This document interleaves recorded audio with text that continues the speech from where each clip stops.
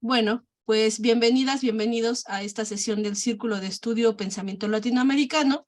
Somos parte de la red estatal de círculos de estudio de la Ciudad de México y somos parte también de la formación política en la ciudad. Y hoy tenemos la segunda sesión de Crisis de la Democracia con el compañero Víctor Hugo, quien nos va a comentar hasta por media hora sobre esta continuidad y algunos temas que quedaron pendientes de la sesión pasada.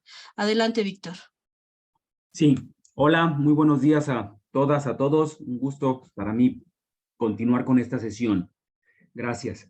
Quiero continuar retomando muy brevemente, en 3, 4 minutitos, el objetivo general de las dos sesiones que se planteó en la charla anterior y luego avanzar hacia lo que para esta segunda sesión habría preparado como nuevo, como distinto. Muy brevemente. La idea de crisis de la democracia es una idea que se ha instalado y que prácticamente está ya casi indisociable de la democracia. Todo el mundo habla de crisis de la democracia, se ha puesto de moda, es el hit bibliográfico. Y el problema es que todo el mundo muchas veces entiende por crisis de la democracia cosas diferentes. Y lo que yo quise hacer en esta sesión era, bueno, vamos a intentar preguntarnos qué entendemos por democracia y qué entendemos por crisis, para tener más o menos un vocabulario mínimo.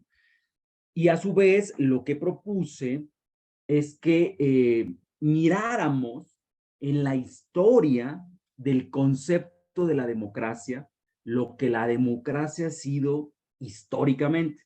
Es decir, que nos saliéramos de nuestras opiniones personales, nuestras visiones, nuestras experiencias, porque generalmente nuestras experiencias pues son muy limitadas a 20, 30, 40 años de vida que podemos tener, 50, y a un entorno también muy limitado, y que pusiéramos una perspectiva, más allá de lo que yo piense, quiera o desee, ¿qué ha sido históricamente la democracia? Eso es un dato, una información, una investigación que creo que es útil. Y la sesión anterior planteaba 3 cosas muy simples. La democracia moderna nació hasta finales del siglo XVIII. En el siglo XVIII, en ese nacimiento, y durante la primera mitad del siglo XIX, fue una democracia elitista, creada por los oligarcas para la defensa de sus intereses en contra de las mayorías.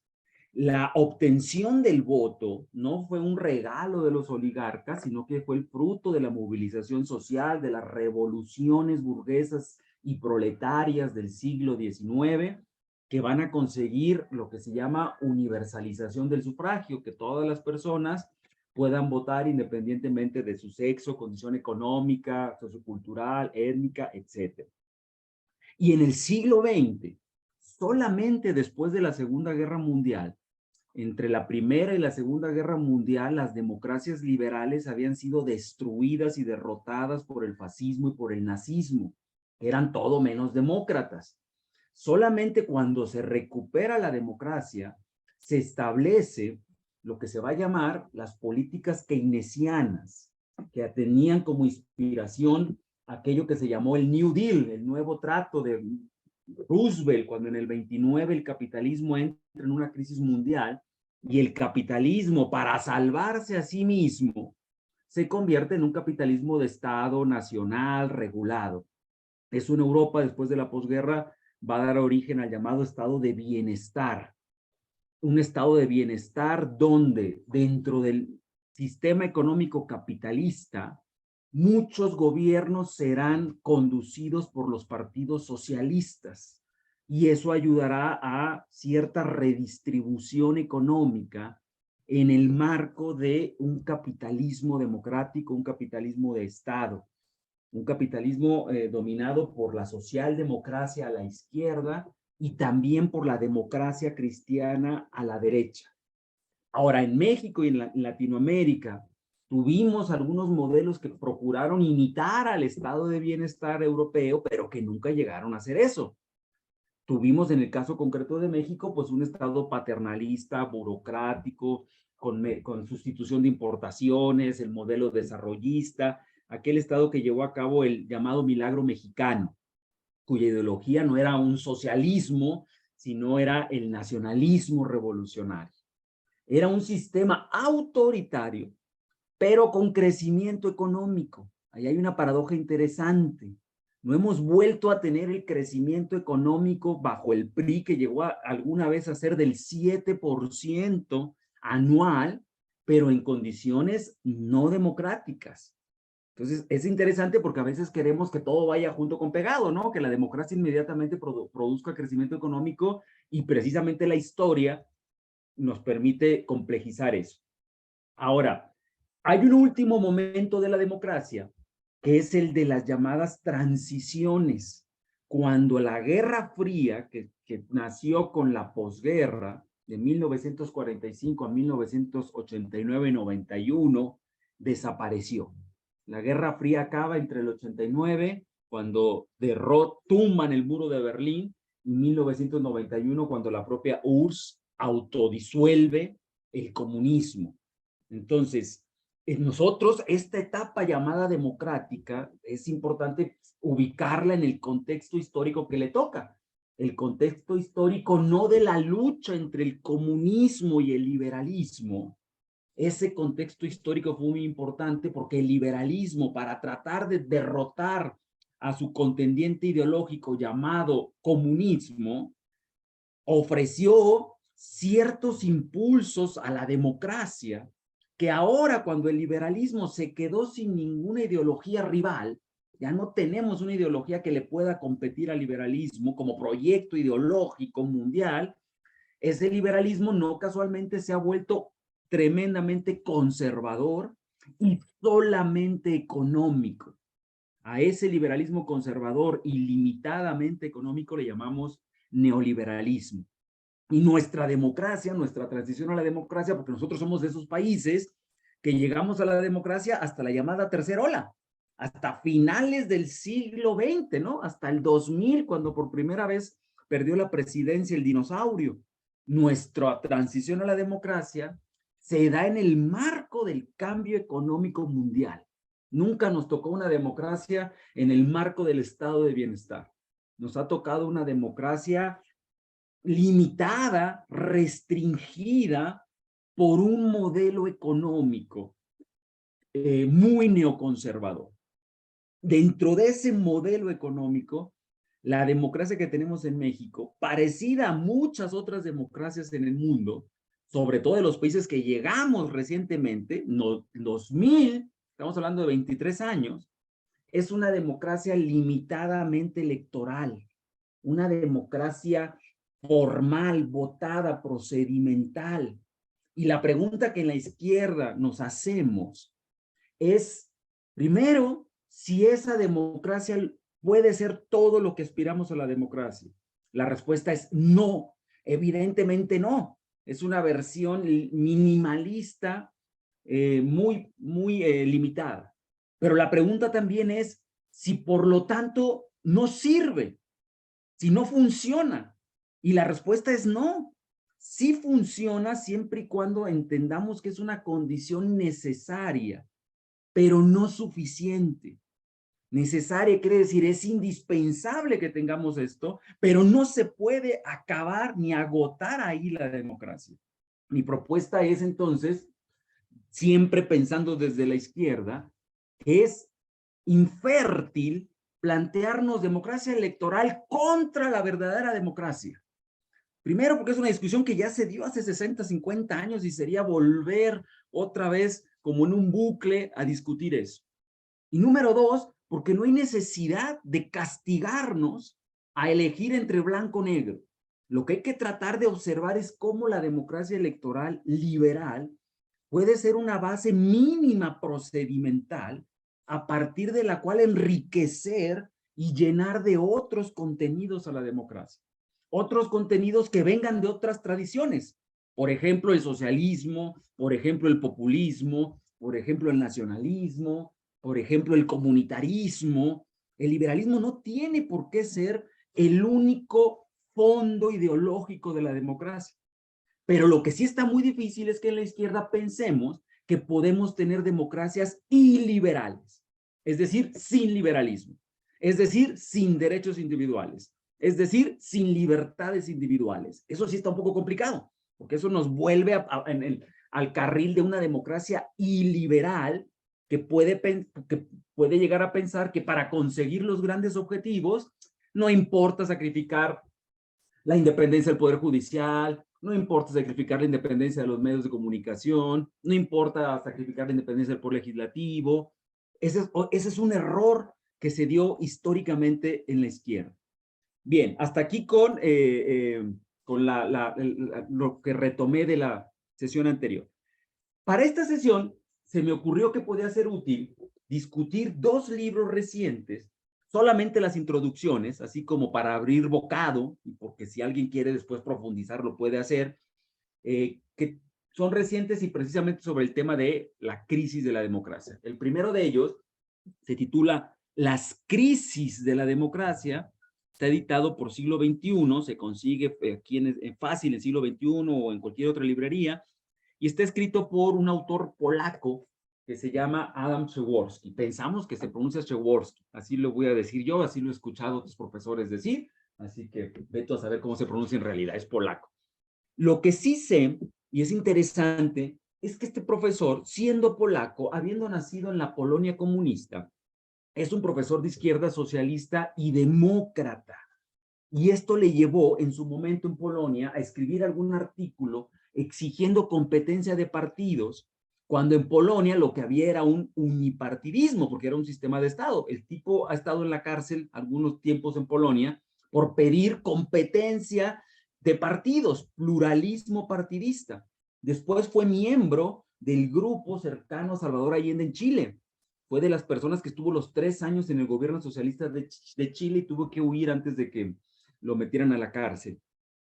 Y es una persona que siempre ha pensado críticamente la democracia. Es un autor, a mí me gusta mucho, porque es de esos autores que a los que queremos en la izquierda, que nos digan cosas que nos agradarían, como que la democracia es un engaño, pues es un autor incómodo, porque nunca nos va a decir eso. Pero también es un autor incómodo para los que desde la derecha quisieran escuchar que, por ejemplo, aquello de la desigualdad socioeconómica no importa para la democracia. Este es un autor que claramente dice, si no hay unos límites a la desigualdad, la democracia es imposible. Entonces, es de esos autores críticos, me gusta, creo que es muy útil y muy rico. Voy a rápidamente esquematizar su argumento. Dice él, necesitamos para hablar solo de la introducción, necesitamos para hablar de la democracia de una mínima claridad conceptual.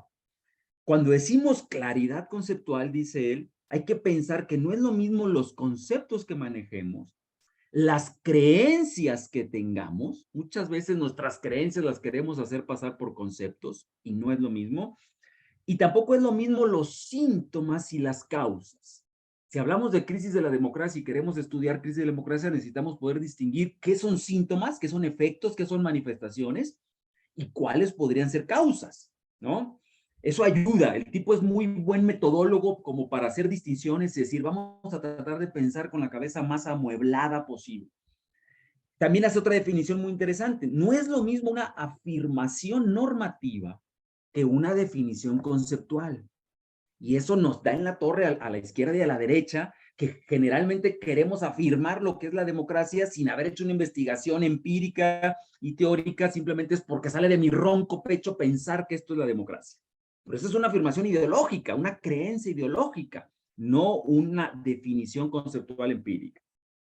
Una manera de definir la crisis, dice él, es pensar en cuáles serían las condiciones y las características básicas de una democracia. Aparecen ahí dos dimensiones. ¿Qué condiciones históricas en el mundo han permitido el nacimiento de algo llamado democracia como régimen político? ¿Y qué características básicas tendría ese régimen? Recuerden que la definición minimalista que la sesión anterior charlamos de democracia era lo mínimo que podemos entender por democracia es un conjunto de reglas políticas. Un conjunto de reglas políticas para la elección de los gobernantes, porque ni la oligarquía, ni el totalitarismo, ni las dictaduras siguen esas reglas políticas. Lo mínimo es lo mínimo. Otra vez, lo mínimo no es todo. El mínimo suficiente es un método para elegir gobernantes, que es un método distinto a otras formas o regímenes de gobierno. ¿Cuáles serían para Przeworski? Plantea condiciones y características. ¿Cuáles serían las características para él básicas, las mínimas, otra vez, las mínimas? Menciona 3. Las elecciones competitivas, los derechos liberales de asociación y de libre expresión y el imperio de la ley, o el llamado Estado de Derecho. Estas 3 características, insisto, él mismo dice, no son todas las que tiene que haber, pero serían las mínimas. Si además tenemos más, pues qué mejor. Pero las mínimas serían estas 3, porque estas 3, 1, hacen que el régimen democrático, si tiene estas 3 características, sea distinto que el autoritario, que el oligárquico, que el monárquico. Y además las 3 características se pueden estudiar empíricamente. Se pueden observar indicadores y dimensiones de la realidad para ver si existen elecciones competitivas. Elecciones competitivas, por ejemplo, ¿qué margen de diferencia hay entre el primer lugar y el segundo? Si tú estás viendo que en el caso del PRI, como era antes, el PRI sacaba 94% y su siguiente competidor sacaba 4%, pues ya mira, el margen no te permite hablar de competitividad, ¿verdad? Hay elecciones, pero no son competitivas. ¿Ok? Entonces, ese es un indicador empírico que yo puedo ver. Un indicador no empírico sería, por ejemplo, la democracia se basa en la voluntad general. Es imposible saber qué es la voluntad general. No hay manera de llegar a un indicador empírico que nos diga la voluntad general consiste empíricamente en esto. Entonces, esta es una definición minimalista, pero además es una definición empírica. Segundo, el problema de los predicados básicos. Él le llama predicados básicos a estas características, a estos 3 elementos que acabo de mencionar. ¿Cuál es el problema de estos predicados básicos? ¿Cuánto podemos adjetivar a la democracia? Cada predicado es como un adjetivo, ¿no? Entonces, habrá gente que diga, no, 3 no, yo quiero 30. Ah, bueno, pongámosle 30 características. El problema es que en la medida en que más propiedades le pongamos a la democracia, más difícil va a ser que la democracia encuentre todas esas características en su funcionamiento empírico. Y además, muchos de esos que le vamos sumando son lógicamente incongruentes. Si yo pongo libertad y luego pongo algo así como unanimidad, pues es imposible, porque la libertad por definición va a llevar al pluralismo. ¿Ok? Entonces, ese es el problema. Si yo pongo libertad económica, porque estamos en el capitalismo, por definición eso provoca desigualdad. Y si yo pongo libertad económica e igualdad económica, es una contradicción absoluta. ¿Ok? Entonces, ese es un tema, un punto. Él dice, pongámosle más, pero hay que tener claro que sean lógicamente coherentes y que es difícil que la democracia pueda conseguir todos. Y en la medida en que más le sumemos, más decepcionante vamos a encontrar la democracia porque no nos trae felicidad, igualdad, mayor empleo, armonía, seguridad social, ¿no? La pregunta es si la democracia es capaz de darnos todo eso que quisiéramos. Una salida frente a los predicados básicos, frente a este problema, dice, hay que tratar de distinguir entre propiedades minimalistas y las propiedades variables. Las minimalistas para él serían esas 3 básicas, dice, esas son las básicas. Si esas 3 no están, podemos conseguir, por ejemplo, podemos conseguir crecimiento económico. Pero si esas 3 no están, estamos en el caso del PRI. El PRI te dio 7% económico, compárenlo ahora que nuestro sueño es llegar al 0.7, el PRI te dio 7%, pero en ausencia de esas 3. Entonces, ahí está un problema. Hay que distinguir cuáles consideraríamos nosotros básicas y cuáles podrían ser variables. Variables quiere decir, ojalá se consigan, hay que ponerlas, pero no son las definitorias. Son las que a veces en función del contexto, en función a veces de incluso accidentes históricos, pueden darse o no. Otra salida, hay que distinguir entre esas 3, dice él, que solo funcionan en el caso de que haya precondiciones históricas. Eso es clave. Solamente en aquellos países que ciertas precondiciones históricas a lo largo del siglo XVIII y XIX se fueron resolviendo, esas tres predicados básicos funcionan en presencia de las condiciones históricas. Fíjense, una precondición histórica tiene mucho sentido. Para él sería países que han logrado reducir la desigualdad socioeconómica a niveles medianamente racionales. La democracia funciona mejor en sociedades donde lo que imperan son las clases medias que en sociedades donde hay una gran polarización. Eso lo decía Aristóteles en el siglo IV antes de Cristo, ¿no? Entonces, pero lo que está diciendo él es, una democracia, en el momento que lo llega, no te va a traer las clases medias. Lo ideal sería que ese proceso se hubiera resuelto históricamente antes, porque es un proceso de civilización, un proceso de inclusión de las personas en modos de vida medianamente compartidos. Sí, según como concibamos entonces a la democracia, variará lo que consideremos una crisis de la democracia, ¿no? Es muy lógico. Según cómo entendamos la democracia, pues vamos a tener distintos conceptos, nociones de lo que entendemos también por crisis de la democracia. En la página 28 leo la definición de Przeworski que adopta, dice, adopta un concepto minimalista y electoralista. 2 puntos. La democracia es un acuerdo político en el cual las personas deciden su gobierno mediante elecciones y cuentan con una razonable posibilidad de destituir a los gobiernos en funciones que no sean de su agrado.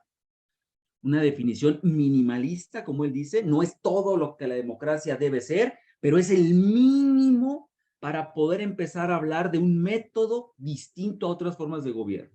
Un acuerdo político en el cual las personas deciden su gobierno, el gobierno se elige, se decide mediante elecciones, pero en esa elección se cuenta con la razonable posibilidad de destituir a los gobiernos en funciones que no sean del agrado de los ciudadanos, de las mayorías. Eso se ve poco, se escucha muy pobre, pero históricamente es muy reciente y muy asombroso que los que están en el poder decidan irse del poder porque en una elección un número determinado de ciudadanos votó por otra opción. Luego, síntomas. Voy a los síntomas, a lo que él llama las señales, lo que llama los efectos, las manifestaciones de que la crisis de la democracia es real. Él es un autor, por eso el libro se llama Las Crisis, que plantea que la democracia está sufriendo una crisis. ¿Cuáles son para él los síntomas? 1, la caída de los sistemas de partidos establecidos, los sistemas de partidos que se establecieron a finales de la Segunda Guerra Mundial, los llamados sistemas de partidos tradicionales, han caído y han sido relevados por nuevas opciones. 2, desconfianza popular en las instituciones políticas y en los políticos. Gran desafección, gran desconfianza, mucho antipartidismo, mucho antipolítica. Tercera, incapacidad de mantener el orden público sin recurrir a la represión. Es un síntoma claro, ¿no? Que las cosas no están bien cuando el gobernante tiene que recurrir a la represión. Y último, erosión del progreso. Durante la posguerra, el capitalismo de Estado, que hoy ya no tenemos, dio márgenes de crecimiento y a su vez márgenes de reducción de la desigualdad y creó la noción del progreso. Nosotros vivimos en una generación donde está demostrado que nosotros y nuestros posibles hijos no van a vivir mejor que nuestros abuelos, por el estancamiento de salarios, por la inestabilidad, por la incertidumbre laboral, por todo ese tipo de cuestiones que no tiene caso aquí ahondar. El tema es que la idea de la mejora y del progreso que viene desde el siglo XVIII está detenida. Y esto le pega, imagínense, la democracia es un régimen en un sistema económico. El sistema económico no funciona. Y la única información que te da es, no hay progreso. Lo que está dentro, el régimen, evidentemente, resiente eso. Entonces, ahí hay otro síntoma para él de la crisis. Finalmente, para cerrar con Przeworski, voy a brincarme a lo que mencioné antes. Hay dos condiciones estructurales que él llama históricas, que llama empíricas de la democracia que siempre hay que observar, que son condiciones estructurales que pueden favorecer la legitimidad de la democracia, que pueden favorecer que lo veamos como un régimen político funcional, o que, si no están presentes, lo que favorecen es la deslegitimidad de la democracia, porque no están presentes, ¿verdad? Porque es un fundamento que al no estar hay un hueco y el régimen no se puede sostener solo a sí mismo en el aire, necesita estos pilares. El primero es la conflictiva y endemoniadamente compleja relación entre democracia y capitalismo. Un problema histórico.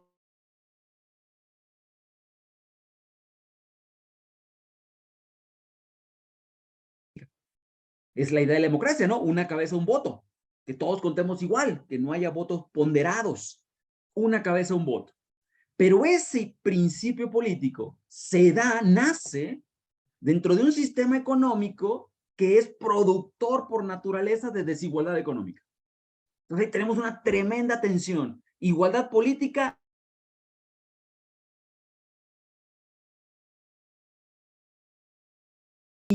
Como también se plantea que el gran problema ahora es que esos partidos y esos sindicatos están en crisis. No tenemos esos representantes de las clases trabajadoras tan afirmados como estaban antes. Segundo problema estructural, democracia y búsqueda de poder. ¿Por qué un régimen político, que son instituciones, normas, procedimientos, podría conseguir algo que va contra la naturaleza de los políticos? La naturaleza de los políticos es concentrar el poder. No ha habido, si es un político profesional, serio, eso, están cortados de esa manera. El poder es algo que les interesa y es algo que los mueve y quieren concentrarlo. No hay político que se corte a sí mismo las manos, que diga, pudiendo yo hacer algo, ¿saben qué? Me voy a amarrar las manos por la patria, por la nación. No ha habido político que haga eso.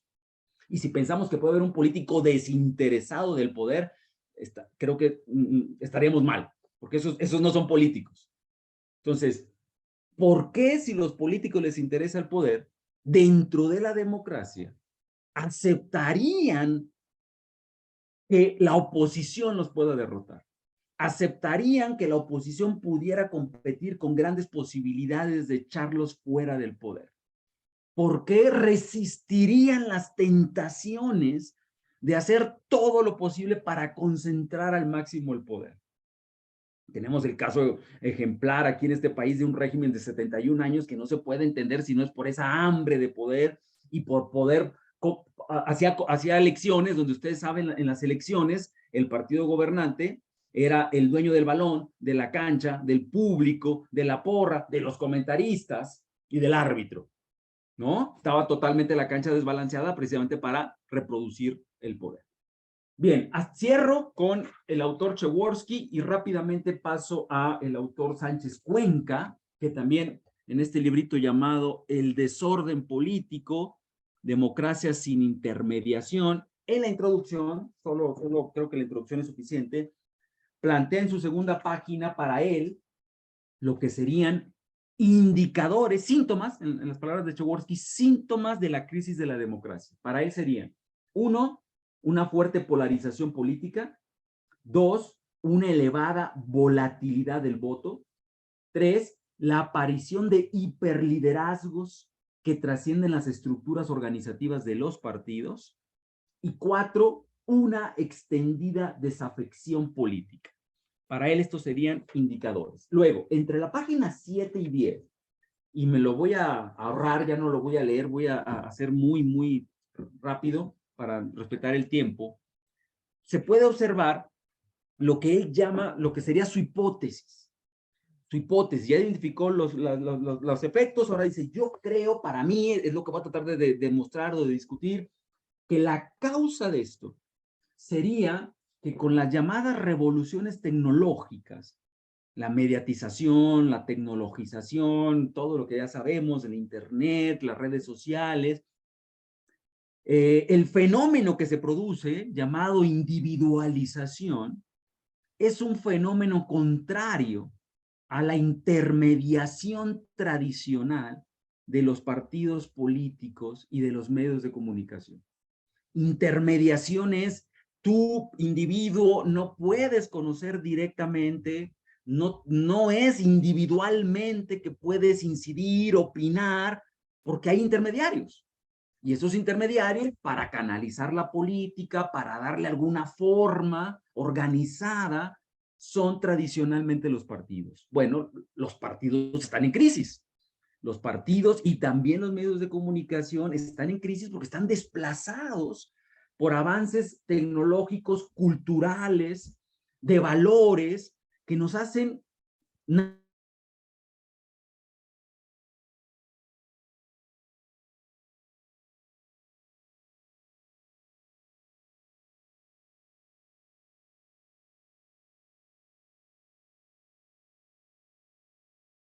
de la crisis individual, de la crisis de intermediación. Entonces, cierro con ese matiz.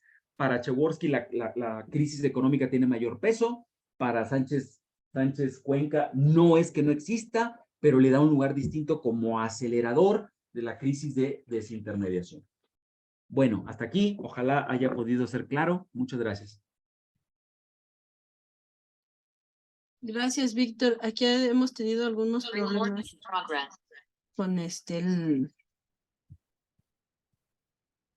perdón, es que se nos está yendo el internet con el Zoom, no sé qué pasa.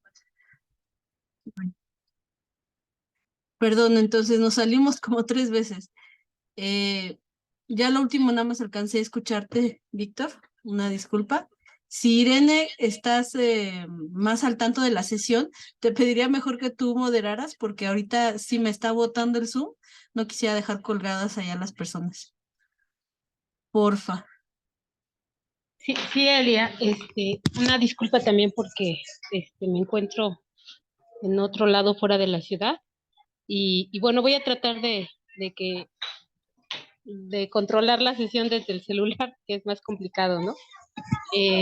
Bueno, y una disculpa también a Víctor, ¿no? Por la exposición un poco accidentada. Pero bueno, vamos entonces a abrir un poco la intervención de las preguntas y las respuestas.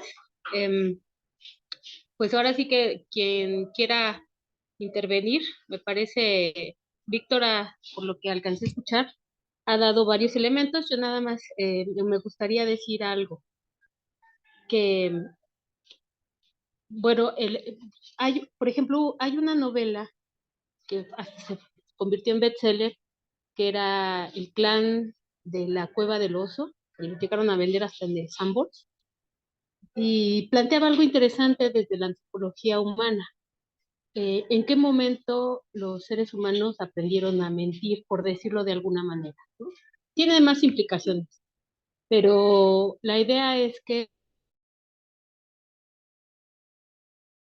comunicarnos antes de elaborar este lenguaje tan complejo al que hemos llegado, los seres humanos gesticulábamos mucho para interactuar y comunicar las emociones y lo que estaba ocurriendo. Pero narra la historia de los neandertales y los hombres de Cromañón y cómo los hombres de Cromañón culturalmente aprendieron a fingir o a mentir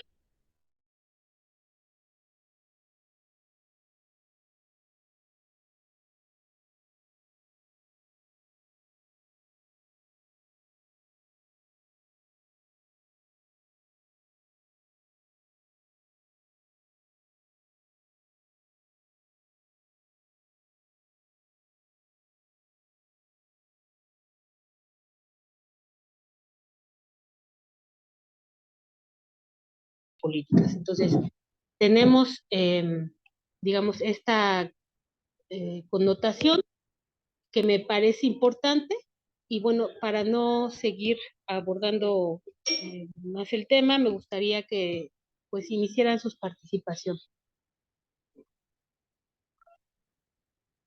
si alguien quisiera intervenir.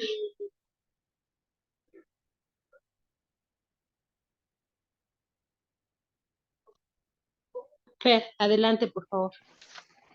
No, pues antes que nada una disculpa porque ya no tuve la posibilidad de escuchar la última parte de la exposición de Víctor por el internet y tampoco pude escuchar ahorita lo que comentó Irene, pero bueno, ofrezco una disculpa de antemano porque tal vez a lo mejor repita algo que ya se dijo o algo que dijo Víctor, tal vez yo no lo estoy considerando. Primero que nada es importante, creo que la importancia de esta sesión es entender el momento que estamos viviendo o que vive actualmente la democracia, no solo en México, sino a nivel mundial. Eso es muy importante. Y a identificar aquellos factores o elementos que, en palabras del autor, diría que es un proceso de crisis, ¿no? Retoma para la idea de crisis, por ejemplo, retoma la idea de Gramsci, ¿no? De decir, bueno, ¿qué es una crisis? ¿Qué elementos tendríamos que considerar para pensar en el concepto o la idea de crisis? Y él retoma este elemento de decir, bueno, lo nuevo no acaba de nacer y lo viejo aún está presente, ¿no? Entonces, en ese terreno, interregno, como le llaman, pueden suceder muchas cosas, ¿no? Es un momento de inestabilidad y también es un momento, digamos, que no hay mucha claridad sobre lo que pueda venir más adelante. En ese momento de crisis, bueno, para eso sería.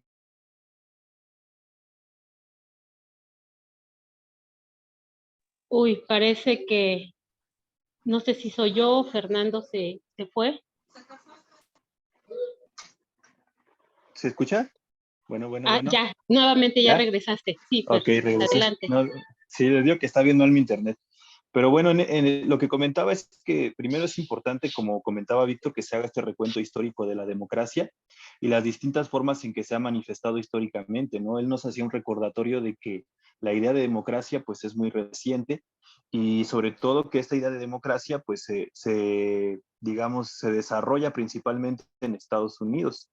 Es importante pensar que este desarrollo, o más que desarrollo, este impulso de la idea democrática no es un impulso, como lo recordaba Víctor, propio del sistema, ¿no? No es que el sistema en sí mismo haya ofertado esta idea o forma de organización, de elección popular o de elección general de las mayorías.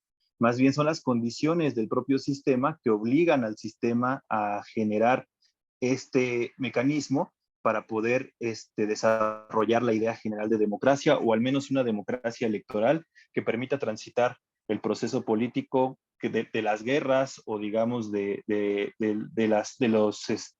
pues sí, como tal de las guerras a otro sistema que pueda canalizar ese tipo de disputas, ¿no? En ese sentido, pues bueno, el repaso histórico nos sirve de manera muy importante. Ahora, yo quisiera como plantear esta pregunta y ponerla sobre la mesa, decir, la democracia como tal ha ido evolucionando durante todos estos años, durante estos siglos, se ha ido adaptando a las diferentes formas y sería importante entonces hablar de qué democracia es la que tenemos actualmente, qué características tiene y cuál ha sido las problemáticas que enfrenta actualmente. Desde mi punto de vista, la democracia que tenemos actualmente no es una democracia ni siquiera ligada ya a la idea liberal, más bien yo lo pensaría como una democracia en lo general neoliberal, es decir, una democracia que está pensada, organizada a través de los preceptos, las ideas que el neoliberalismo ha traído, la privatización no solo de los medios públicos, sino también el ingreso de las empresas, de otros mecanismos que intentan de alguna manera intervenir en el ámbito democrático. Desde esa idea, pues podríamos pensar un poco más cuál es la forma democrática que tenemos actualmente y cómo se manifiesta tanto en sus instituciones como en las personas que dirigen esas instituciones y también en los tres poderes de gobierno, ¿no? Es decir, que el neoliberalismo no solamente está enfocado en ciertas instituciones, sino también en los distintos poderes, como es el poder judicial, el poder legislativo o el ejecutivo. Yo ahí lo dejaría por el momento con mi participación. Como que me estuve trabando un poco porque está un poco mal mi internet. Una disculpa. Gracias, Fer. Adelante, Elia, por favor.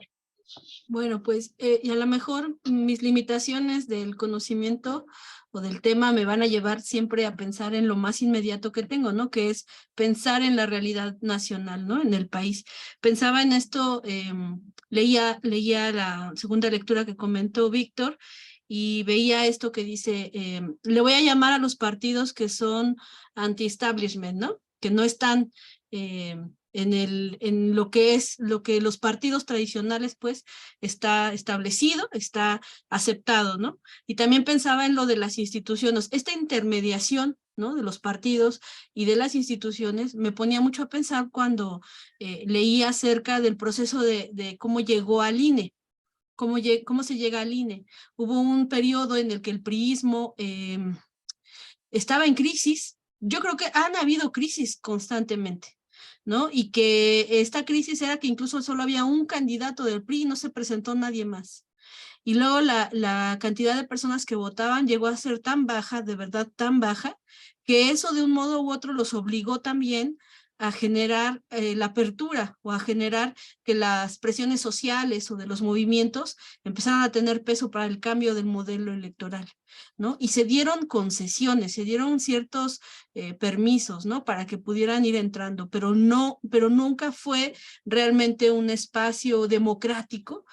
No fue porque el gobierno quisiera que la institución se fortaleciera desde lo democrático, sino porque concedió para evitar más muertes, para evitar desestabilización social, ¿no? Una serie de cosas que estaba tratando de controlar, de que no se le desbordara.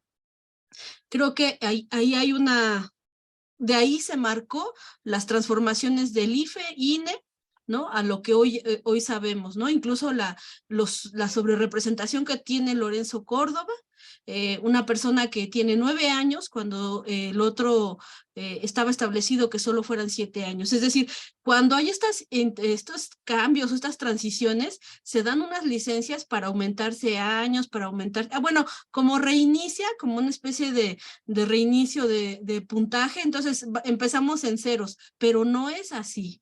La vida, la sociedad no es así de ahora nos ponemos otra vez en ceros y que vuelvan a empezar, porque en realidad el INE fue un resultado de un pacto, estos pactos que también se mencionan, ¿no? Estos acuerdos políticos que dieron pie a una institución que lejos de verdad de ser democrática, sino trataba a dar de cuentagotas la democracia, ¿no? La lustró, la vistió bonito, digo, son de ojos azules, son blanquitos, vienen de universidades internacionales, son egresados, es decir, el modelo neoliberal de lo que debería ser un ciudadano para el INE se presentó y entonces se nos dijo, esta es la democracia, esta es la institución de la democracia. Cuando en realidad, y hoy lo vemos, el pueblo, esto que también dicen que no existe, ¿no? El pueblo ve ahora que no se identifica. Yo hice un ejercicio empírico saliendo a preguntar a la gente qué representaba para ellos el INE. Y la mitad decía, bueno, son los que hacen las credenciales del lector, ¿no? Son los que tienen nuestros datos. Y la otra mitad no tenía idea ni de quiénes eran. No sabía ni cómo se llamaba el presidente.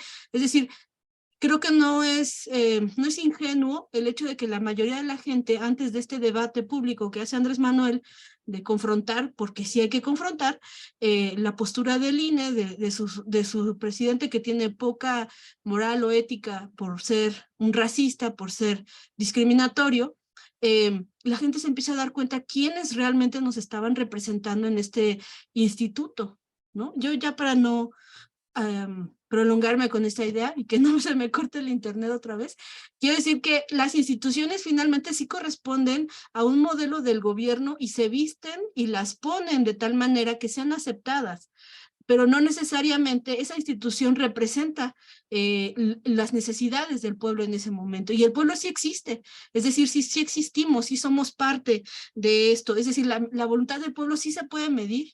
Se mide mediante incluso ejercicios de consultas, de plebiscitos, la votación, de marchas, igual aunque no se cuente exactamente, pero sí se puede medir, considero yo. Pero aquí la dejo. Muchas gracias, Elia. Bueno, voy a darle la palabra a Enrico, por favor, y después seguiría Ethan y Misael. Gracias.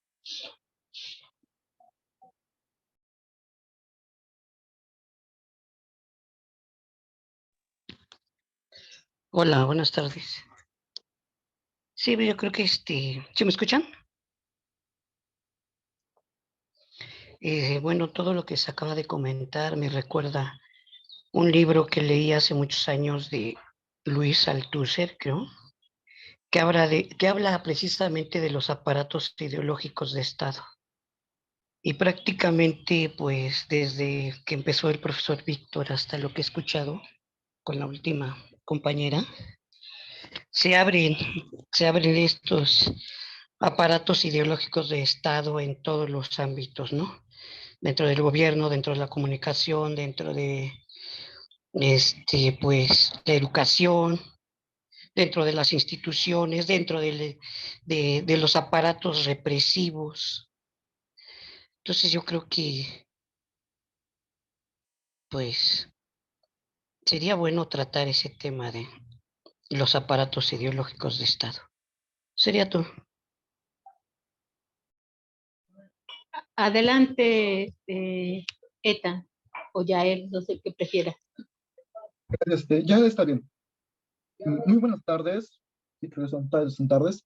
Eh, bueno, yo soy estudiante de universidad, entonces a mí lo que en este caso me interesaría comprender en el proceso de las democracias es cómo esto está primeramente eh, visto desde las instituciones públicas autónomas, en donde movimientos estudiantiles que han querido hacer cambios en el sistema pues universitario, particularmente de la UNAM, han tenido como, igualmente se han visto pactos, ¿no? No se han concertado todas las demandas y últimamente con los movimientos, con los paros de actividades, eh, sigue todavía tal vez un movimiento desarticulado en concepción de buscar una democracia dentro de las instituciones autónomas. Eh, si se ve, bueno, como lo entiendo, por ejemplo, con una noticia que salió en donde se buscaba un diputado del Movimiento de Regeneración Nacional, eh, reformar la ley orgánica para que la comunidad universitaria pudiese votar, ¿no? En la elección de la siguiente rectoría, ¿no? Entonces se vuelve todo un círculo mediático, pero es cuando yo me pregunto, ¿cómo los universitarios, que somos base sustancial de las universidades públicas, instituciones públicas de formación, podemos tener alguna certeza o alguna participación sin que esto sea una simulación? Me ha tocado ver que hay compañeros concejales en el consejo universitario, en los consejos de las facultades, pero siempre son eh, aparatos de simulación y que no sé si la palabra es que los compran o o los limitan a una verdadera participación y representación universitaria, porque finalmente existe un proceso donde sacan fórmulas y nosotros tenemos que votar, ¿no? Y después de ahí ya no sabemos nada, no sabemos cómo se concertan esas acciones, no sabemos cuáles son sus papeles, simplemente sabemos que están de alguna manera unidos a un círculo de poder de la facultad o inclusive a nivel universitario de todas las escuelas y facultades, pero solamente se queda en esa parte. Entonces, sí me gustaría primeramente conocer cuál es esta perspectiva aquí en México. Digo, últimamente se han dado varios movimientos. Me recuerdo que en el semestre pasado fue en el Politécnico, actualmente en la UAM, y bueno, aún no sabemos, ¿no?, de noticias que se hayan suscitado aún en la nacional. Y bueno, sería todo. Adelante, Misael, por favor. Sí, hola, buenas tardes a todos, a todas. Mi comentario va en el sentido de lo que menciona Adam Przeworski, de estas tres condiciones, ¿no? De una definición minimalista, que es lo de elecciones periódicas y competidas, lo de libre expresión, libre asociación y lo del imperio de la ley. Pero, como mencionaba Víctor, solo funciona cuando hay precondiciones, ¿no?, históricas, se da en un contexto histórico. Y bueno, en ese sentido plantear, bueno, a mí me llama la atención como lo que pasa en América Latina, ¿no? Digamos, estos procesos de democratización, que tienen características propias, ¿no? Inclusive Franklin Ramírez le llama instituciones gelatinosas, que muchas veces se manejan hacia la simpatía, hacia un liderazgo, el tema de usos y costumbres, y que no entran mucho dentro de una formalidad institucional, ¿no? Muy cuadrada, ¿no? Sino que más bien como que lo rebasa por el mismo contexto. Sin embargo, estos procesos que se dan a veces han sido para incluir a las mayorías, ¿no? A grupos que históricamente antes de esos procesos habían estado excluidos. Sin embargo, como el caso del PRI, ¿no? O sea, se incluyó como a las mayorías, pero a costa quizás de restringir, ¿no? Este tema de la participación política. Y bueno, en ese sentido, pensar si, digamos, no se cumplen estas tres condiciones, habría que buscar como un modelo específico como para otros casos que no son como los occidentales, donde pues digamos que sí hay una inclusión y participación de las mayorías, pero de otra forma, ¿no? O sea, por ejemplo, aquí en México, ¿no? Casi siempre ha sido mucho como por la corporación, ¿no? Es la que participa, ¿no? No tanto el individuo, sino cuerpos de individuos. Y pues eso, ¿no? Si se pudiera pensar como un modelo alternativo y que no por eso no sea democrático. Gracias. Gracias, Misael. Pues le regresamos la palabra a Víctor. Adelante, Víctor, por favor. Sale, muchas gracias. Gracias por sus muy, muy, muy interesantes preguntas. Si de repente se corta, háganmelo saber, ¿no? Para yo también detenerme. Bueno, voy a tratar de hacer algunas réplicas, no tanto refutaciones, sino réplicas, ¿no? En conversación, diálogo, siguiendo el orden en el que recibí algunos comentarios. El tema de la mentira que planteaba Irene, y creo que puede llegar a ser una diferencia muy rica, y lo digo desde la admiración a Irene, porque tengo la impresión que en su comentario ella trasluce una gran confianza que tiene en el género humano o en la especie humana que yo no tengo. No sé si yo he conocido a personas muy desgraciadas, Irene a personas muy buenas, pero yo pienso que el género humano es una especie fallida. Y además, pues, estaba pensando en Platón, ahora estoy dando teoría política 1, siglo 5 antes de Cristo, en la Grecia platónica, en la Grecia griega, en la democracia griega, Platón hablaba de la mentira, de la necesidad de que se debe de mentir, dice él en un ejemplo, la justicia no es decirle siempre a todos lo que uno piensa, o darle a todos lo que la gente está pidiendo. Y su ejemplo es darle una pistola a alguien que ha perdido la razón. Eso no puede ser justo, aunque tú le debas la pistola porque la pistola es de él. Yo pensando en eso, cuando la pregunta es, ¿qué pasó en la historia humana? Yo pienso, pues que pasó la humanidad, que la mentira nos hace humanos, que así como la verdad nos hace bellos, también la mentira y el crimen es parte de ser humanos. Yo quisiera desconocer eso y pensar que todos los humanos somos bellos, buenos, pero no creo que sea así, o por lo menos mi experiencia no ha sido esa. En Grecia misma, recuerden ustedes, esa democracia ateniense era esclavista. Ahí yo quisiera poner un asterisco, no creo que desde la izquierda podamos idealizar la democracia griega y pensar que en algún otro tiempo hubo una democracia distinta o mejor. Aquella era una democracia esclavista sin participación de las mujeres. Y creo que la propia civilización incluye la necesidad de la mentira y de la hipocresía bien entendida. Yo soy civilizado porque no le puedo decir a todas las personas lo que pienso. Así de simple. No todas las personas, no puedo pasarme la vida diciéndole a las personas lo que pienso realmente de ellas. La civilización es, en lugar de decirte que me pareces un soberano idiota, te voy a dar un saludo, te voy a dar un abrazo, nos vemos, y me voy a despedir diciendo, ojalá sea el próximo sexenio. No se puede ser radicalmente salvaje y todos los días decirle a todas las personas lo que uno piensa. La idea del progreso, pienso en Marx, es una idea de la Ilustración. La idea del progreso no está solo en los capitalistas, está en Marx. Marx es un creyente del progreso. Es un hijo de la Ilustración, así que creo que es una idea también muy entendible tanto para tirios como para troyanos. Ahora, no sé, dice, cuando hablaba Irene del tema de la riqueza, yo le preguntaría a ella y a los demás y a nosotros, si las relaciones humanas no acaso serían mejor en la riqueza, en la riqueza. Claro, en una riqueza somos de izquierda, en una riqueza redistribuida. Pero estoy hablando de la riqueza material. Si las relaciones humanas no fluyen mejor, con más espacio, con más seguridad, con más certidumbre, sin precariedad, incluso con satisfacciones artificiales, por supuesto. Hay gente que trae un perrito con botitas, ¿no? Y uno dice, ¿de verdad es necesario? ¿De verdad el perrito tiene que andar en una carriola? ¿En serio? Bueno, pues habrá gente que eso lo haga feliz.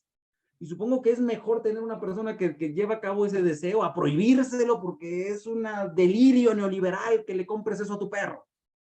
Yo supongo que siempre y cuando la riqueza, que es la aspiración, Marx aspiraba a redistribuir la riqueza, no a sofocar la riqueza. Una riqueza redistribuida, de manera mejor redistribuida, creo que es mejor para las relaciones humanas que la no riqueza.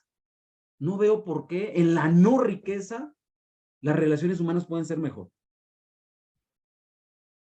Lo de Fernando me parece que, muchas gracias, Fer, descifra y da en el blanco de lo que yo he querido hacer, más que como Fer es mucho más inteligente que yo, lo dice en muchas más precisas palabras.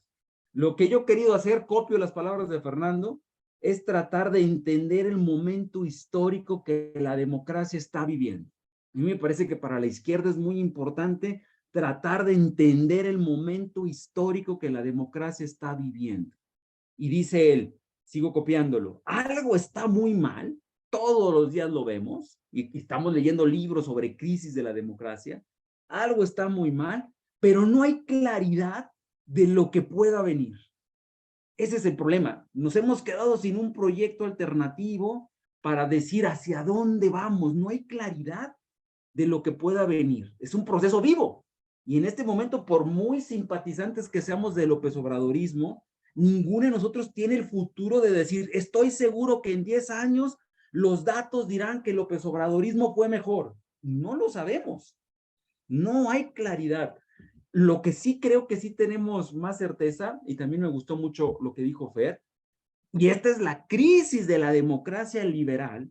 La democracia liberal hoy no es dominante. Hoy vivimos una crisis de la democracia liberal provocada por el neoliberalismo, que es un modelo económico que le da en la torre a los principios políticos de la democracia liberal. ¿Cuál igualdad política si la desigualdad económica es enorme? En la medida en que la desigualdad económica crece y crece y crece y crece, no es cierto que seamos iguales ante la ley. ¿Ok? Entonces creo que ahí Fernando también le da en el centro. Lo de Elia, yo estoy muy de acuerdo en términos de, y también Elia pues sabe mucho más que yo de la realidad nacional. Yo para esconder mi desconocimiento de la realidad nacional y no quedar tan mal ante ella, pues siempre le echo choro por el proceso internacional, para ahí compensar. Pero a mí me parece importante, por eso lo digo, que observemos cómo la realidad nacional mexicana no está aislada, no es una isla, sino que se observa dentro de un proceso internacional que fue lo que vino desde el 91 en adelante. La instauración del neoliberalismo fue mundial y era imposible pensar que México iba a decir, no, yo me aíslo, yo paso, yo sigo con el modelo de sustitución de importaciones echeverrista, me quedo con la sustitución de importaciones de Ruiz Cortines. Era imposible.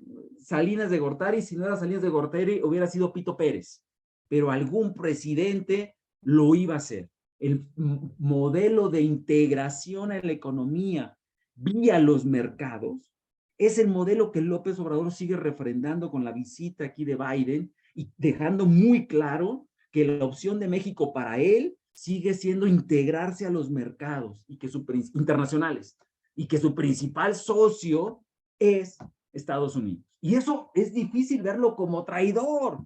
¿Qué otra cosa puede hacer? ¿Sí? Es un modelo mundial. Es muy difícil que se aísle México. Ahora, una diferencia con Elia en términos de si la democratización fue solo concesión. Yo diría sí, por supuesto, pero agregaría algo, fue una concesión cuando el gobierno ya no pudo controlar el proceso. El proceso de transición a la democracia en México inicia desde el gobierno controlando todas las canicas y vemos cómo todas las elecciones crece la legitimidad de la oposición, la legitimidad del PAN y la legitimidad del PRD y obliga al gobierno a soltar más canicas. Que eso va a terminar en un pacto, pues sí, porque en eso consistió la transición, en que el PRI, PAN, PRD y los partidos chiquitos incidieran en las reglas del juego para tener unas condiciones más competitivas. Entonces, hay que pensar, solo es un matiz, necesariamente iba a terminar en un pacto, porque si no, no podemos hablar de democracia.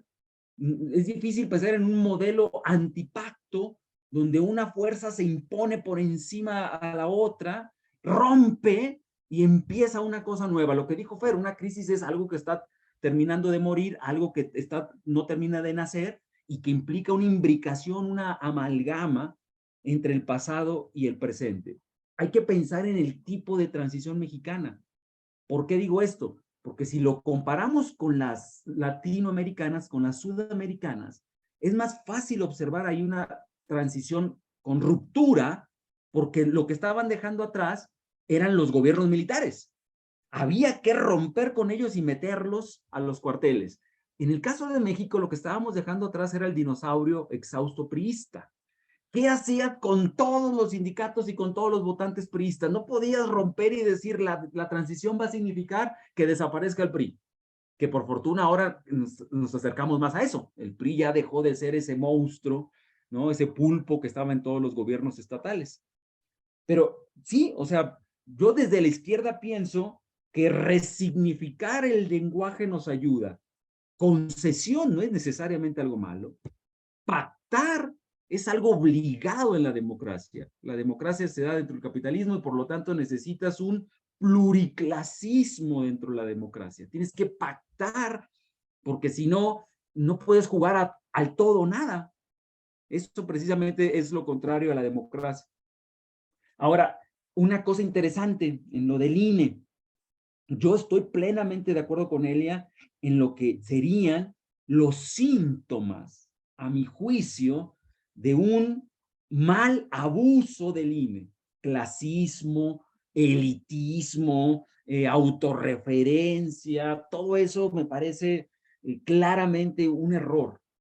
Ahora hay una pregunta, si estamos en contra de los abusos, porque claramente son abusos, o si estamos en contra del uso. Cuando digo uso me refiero, ¿estamos en contra de que esto se haya abusado o estamos en contra de lo que el INE debería representar? Y que no está representando, ¿verdad? Debería representar una autoridad electoral imparcial, ajena, independiente del poder ejecutivo. Esa es su idea. Independiente del poder ejecutivo y por lo tanto imposible que se elija de manera popular. Porque no, ese método no te va a garantizar la imparcialidad del árbitro. Entonces, ahí a veces confundimos dos cosas, y es una pregunta que le hago a Elia. Yo estoy claro con ella en que los abusos están mal, pero la pregunta es si por los abusos desaparecemos el instituto, la institución y el principio del árbitro imparcial, o simplemente hay que quitarse los abusos pero mantener el principio del árbitro imparcial, que es otra cosa. El árbitro imparcial es, eso lo puedes entender hasta en el fútbol, ¿no? Necesitamos que vamos a jugar fútbol, pues el árbitro no esté a favor o no haya sido elegido por ciertos intereses. Lo de la voluntad general, Elia, yo lo que decía ahí también otro matiz. Cuando decimos voluntad general o voluntad del pueblo, no es lo mismo que lo que tú estás diciendo, voluntad mayoritaria. Eso sí lo puedo medir. ¿Dónde están las mayorías, no? Eso sí lo puedo medir claramente en los votos, las indicaciones. Ahora, la pregunta es si la democracia solo es la voluntad de las mayorías. Porque eso me llevaría a tener un concepto de democracia. La democracia es el gobierno por y para el pueblo. entendido el pueblo como las mayorías electorales, pero las mayorías electorales en las democracias son el 40%. Entonces estás diciendo el 40%, como ganó el 60%, el 60% se tiene que aguantar. Pues no, porque la democracia supondría también la tolerancia, el estímulo y la participación de las minorías. Entonces, ahí a veces también hay un problema desde la izquierda, cómo entendemos la democracia. Y ese es un tema que aquí el propio Orlando alguna vez sacó, ¿no? No podría ser puro mayoriteo. No podría ser ganamos, lero, lero, lero. Las mujeres no pueden abortar porque las mayorías no quieren. No, necesitamos liberalismo para decir, oye, es que este tema no se puede poner a votación. Lo de Yael, ese tema interesantísimo de la democracia dentro de las instituciones y concretamente dentro de la UNAM, ¿qué crees? Vamos a tener una sesión un poquito más adelante. No estoy preparado ahorita para hablar de eso, y no me toca a mí además esa sesión, le toca a Irene y a alguien más. Entonces yo lo que te recomendaría es que nos tengas un poco de paciencia. Ya hay un tema designado en la planeación anual específicamente para eso. Y en el caso de Misael, cierro con lo de Misael. Es muy buena pregunta, Misael. Misael lleva razón en lo siguiente. La idea de las precondiciones históricas y de las propiedades básicas es lo que se llama un tipo ideal metodológico, una ruta ideal o idealizada de lo que pasó en algunos países en Europa. Como tal, solo te marca un referente, pero es un referente que tú dices, no va a seguir ningún país al pie de la letra, ¿verdad? Porque solo es un referente. Al final la historia, cada país lo hace como puede. Y a partir de esa idea, precisamente, Misael, estoy de acuerdo contigo, habría que observar cómo en los procesos históricos conflictivos y contradictorios de cada país, un país puede acercarse a la democracia de muchas maneras, pero también a veces de contradictorias maneras, ¿no? Entonces, ahí está esa tensión entre, por ejemplo, si a mí lo que me interesa es aumentar el poder adquisitivo, no necesariamente los métodos democráticos son los mejores. Ahí tienes el ejemplo, China. Yo quiero crecimiento económico. Bueno, ahí está China, ahí lo tienes, pero no hay libertades políticas, ¿ok? Y el China es capitalista. Y eso es para darle en la torre al modelo neoliberal que dice que el capitalismo siempre va de la mano de la democracia. No necesariamente, el capitalismo es tan hijo de puta que puede trabajar con democracias, autoritarismos, dictaduras, ¿no? Entonces, ante esa complejidad empírica, el gran problema de la democracia es la tentación a veces de que los objetivos que tenemos son tan buenos, son tan valiosos, tan justos, que podemos quebrarle la cintura a algunas cositas ahí, como que si las libertades, como que si las tolerancias, como que si las instituciones y las autonomías. Lo digo desde la izquierda, siempre ha sido nuestra tentación quemar etapas, porque al final nuestros objetivos de justicia social son tantos, ¿no? Entonces, ahí hay un tema muy, muy interesante, estimado Misael, y te agradezco mucho la pregunta y estoy de acuerdo contigo, hay que tomarlo como un referente, pero no es una camisa de fuerza y al final cada pueblo hace la historia como puede, no leen estos autores que no leemos y que no sirven para mucho y los cambios se hacen como se puede. Muchas gracias, hasta aquí. Muchas gracias, Víctor. Bueno, además solicité la palabra, después seguiría Fer y Elia. Bueno, primero, no es una fe religiosa o ciega a la humanidad. Me parece que igual que como muchos otros productos humanos, la mentira es un producto humano y por lo tanto la puede controlar. Por supuesto que es parte digamos, vamos a decirlo así, de una estrategia de sobrevivencia, si lo queremos ver de esta manera, pero en tanto que es un producto humano, finalmente la humanidad puede decidir en algún momento terminar con ella. Por supuesto, la pregunta es qué condiciones hacen posible que aparezca la mentira, ¿no? En este caso, lo mismo ocurre con la violencia. Cuando discutíamos el tema de la violencia, no es que yo considere o le tenga una fe ciega a la humanidad, sino que, al igual que la mentira, la violencia es un producto humano y por lo tanto puede desaparecer.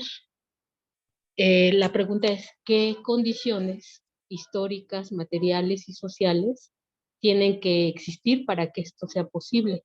Y me parece completamente, estoy de acuerdo, aunque voy a hacer algunas precisiones con lo que dice Víctor.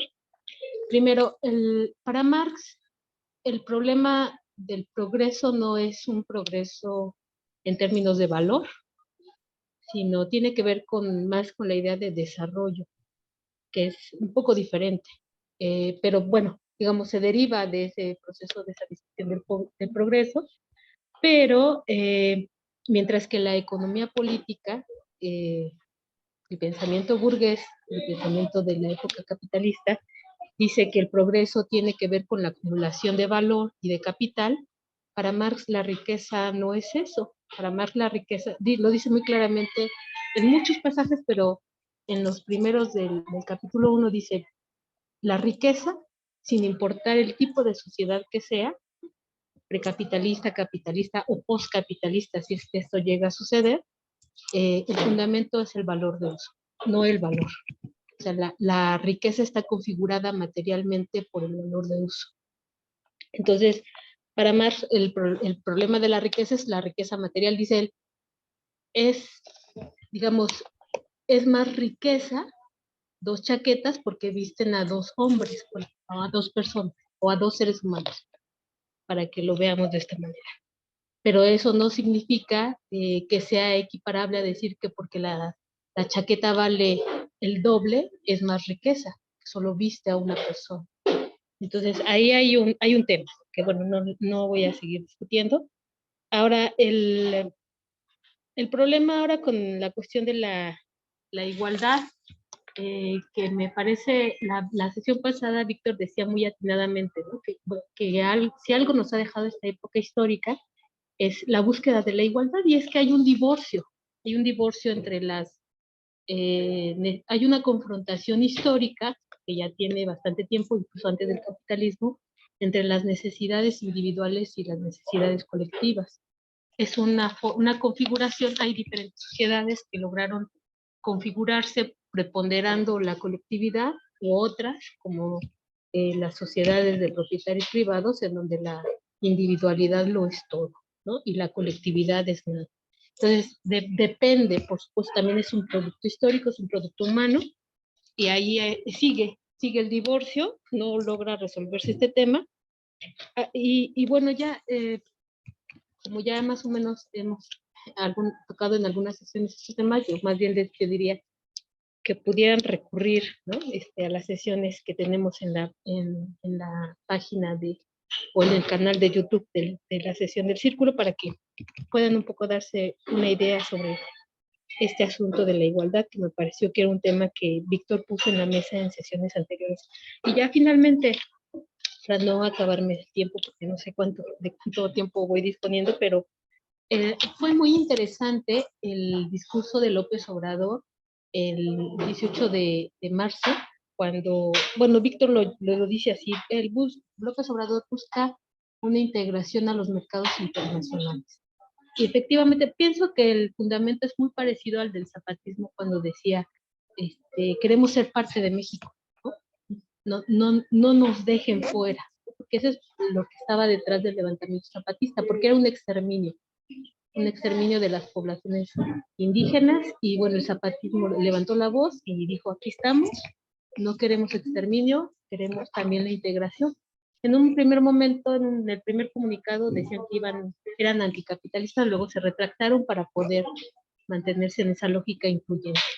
Me parece que es algo parecido lo que está ocurriendo con el discurso de López Obrador, por supuesto guardando proporciones, que lo que en el fondo dice López Obrador es, queremos que México efectivamente, sabemos que inevitablemente va a ser parte del mercado internacional por el territorio, la posición geopolítica del territorio, pero la pregunta es cómo lo vamos a hacer de manera subordinada, destruyendo la población y los recursos naturales, o con cierto grado de autonomía. Y me parece que es ahí donde López Obrador tiene el valor histórico más importante, creo que de nuestra época. Y bueno, sí, yo sé que el tema de la democracia en la UNAM va a ser un tema que vamos a tocar, pero es interesante que lo plantee ya él en esta sesión, ¿no? Por la cuestión de la crisis, que Nada más diría esto, así como la UNAM, como otras instituciones como el INE, son un producto de las relaciones económicas, políticas y sociales de un México capitalista. Y en ese proceso totalmente contradictorio, desigual, históricamente determinado también, hay muchas, eh, digamos, muchas dificultades, ¿no? No solo para abordarlo, sino para resolverlo. Y entonces, bueno, ahí le dejaría porque efectivamente ese es un tema que vamos a ver más adelante. Pues le cedo la palabra a Fernando. Muchas gracias. Gracias, Irene, y gracias también a Víctor. Perdón porque hace ratito con todo el relajo que traíamos, creo que ya no pude articular bien parte de lo que quería comentar, pero es muy importante que efectivamente de este desarrollo histórico de la democracia, me parece que a veces se cae en la idea de que la democracia es como un concepto que ha pervivido durante toda una historia de la misma manera. En ese sentido, pues la importancia de lo que nos trae aquí reunidos es pensar a la democracia que actualmente es la que se encuentra en juego en todo el contexto político y económico del país. En ese sentido, se trata de develar aquello que no se puede ver o los mitos que la misma democracia, en este caso la democracia neoliberal, trae consigo todo el tiempo. Uno de los mitos más generales, pero que están presentes en la idea democrática, es el mito de que las instituciones democráticas efectivamente son neutrales, por ejemplo, o que las instituciones democráticas no entran en disputa intereses personales o particulares de quienes integran esas instituciones. La idea institucional, efectivamente, como decía Irene, es producto de un proceso colectivo, social, político, económico, pero quienes son representantes de esas instituciones también son parte y tienen una historia política, también económica. El problema no es que eso exista, porque eso es la realidad. El problema es que ellos niegan a sí mismos que exista esa condición. Entonces eso pervierte de entrada o naturalmente toda la institución, porque pensamos en ese sentido que la institución INE u otras instituciones son completamente neutrales o apartadas de todos los sistemas de poder políticos que se están jugando internamente. Y eso no es posible, ni ninguna institución democrática es posible. Entonces, uno de los valores principales sería asumir que en las instituciones democráticas existe una disputa de poder, existen distintos contrapesos al interior de las propias instituciones y esos contrapesos que están reflejados en personas específicas también representan intereses a veces particulares. Y eso es algo que nosotros tenemos que considerar cuando hacemos un análisis de estas instituciones democráticas, porque de lo contrario pensaríamos que la defensa, por ejemplo, del INE es la defensa de un ideal abstracto solamente y no de lo que realmente representan estas instituciones como ya comentaba. Eso me parece a mí importante, ¿no? Ahora, otro elemento fundamental es que nosotros lo que queremos como parte de un proceso político no solamente es describir a esa institución o sus distintas crisis de la institución, sino también mediante un proceso político transformar la forma en que se constituyen o se organizan esas instituciones. En ese sentido, pues me parece que el texto nos sirve para identificar un proceso histórico de las democracias, efectivamente cómo se ha desarrollado la idea democrática a partir de las distintas visiones, teorías, ¿no?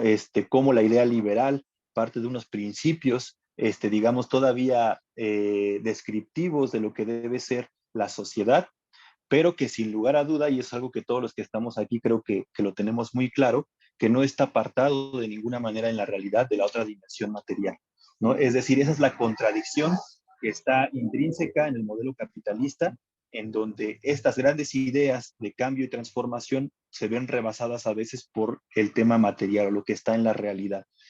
Y esto, aunque para efectos de una descripción de la democracia teórica, nosotros lo que hacemos es como separarlo, ¿no? Es decir, lo que dice el autor aquí, donde dice, bueno, yo me voy a dedicar a hacer una definición minimalista y lo definiría como algo electoral, que está bien, ¿no? Porque él hace una definición solamente del campo de la idea electoral de la democracia. Eso nos sirve para clarificar un campo de la totalidad democrática.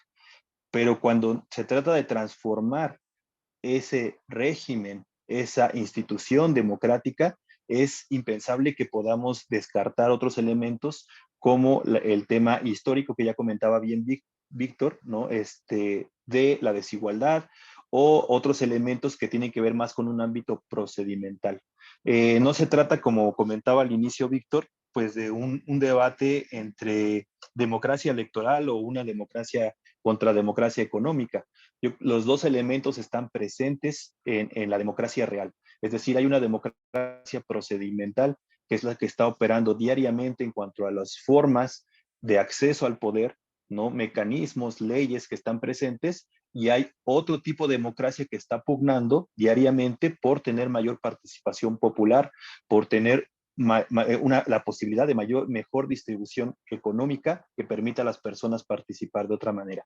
Creo que ese es un debate interesante que nosotros tenemos que dar aquí dentro del círculo y que podrían ampliar también las visiones de la democracia que nosotros queremos. Gracias. Gracias, Fer. Adelante, Elia, por favor. Gracias. Bueno, pues pensando en esto de si pudiéramos o no votar por lo del INE, justamente hacía esta investigación y hacía estas encuestas para un taller que hicimos precisamente sobre la reforma electoral.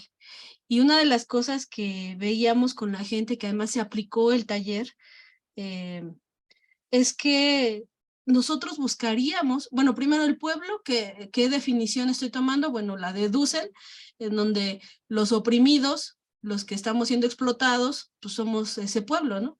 Y si tomamos en cuenta eso, pues en México el 10% de la población son los dueños de los medios de producción y los que nos explotan, y a nivel mundial pues es el 1%, ¿no? Entonces así se representaría las poblaciones. ¿Tendríamos ese 90% en México derecho a decidir si queremos un órgano que sea un árbitro imparcial? Yo digo que sí. Tenemos la capacidad de decidirlo. Tenemos la capacidad de decir que no sea partidista, que no juegue dentro de la cancha de los partidos. ¿Por qué estos acuerdos tienen que ser alejados del pueblo? ¿Por qué tienen que ser solo con este mínimo de partidos que además sabíamos quiénes eran? O sea, el PRD de los chuchos, no era el PRD de las luchas, de los movimientos. Esos son los que pactaron, no el pueblo. No fueron la voluntad del pueblo la que dijo queremos a estos representantes. Sí se puede hacer, y lo trasladaría a la pregunta de Itan, cuando dice en la UNAM se tendría que votar, ¿no? En los universitarios, yo digo que sí. Cuando estudié en la universidad yo decía, ¿por qué no nos preguntan a nosotros qué director de la facultad o directora queremos? ¿Por qué no se nos pregunta? O sea, ¿cuál es el miedo o cuál es la restricción? Porque se complejiza, porque cuesta mucho dinero. Si nos cuestan más todavía sostener los viajes y los viáticos de Ciro y de el que se quedó, el Porfirio del INE, de todos esos de Edmundo, o sea, nos cuesta muchísimo más. Hicieron la suma de los salarios de estos altos funcionarios y nos costaban casi 5,000 maestros anuales, ¿no? De la SEP. Es decir, hay un costo real económico, pero también hay un costo de la vida y lo que impactan sus decisiones en la vida de todos. Por ejemplo, los fraudes. ¿Cómo nos costaron de vidas el fraude con Calderón? Ahora que ya podemos decir, ahora sí comprobamos que García Luna era un narcosecretario. ¿Cuántas vidas y cuánto sigue impactando eso? Ese pacto que hizo el INE.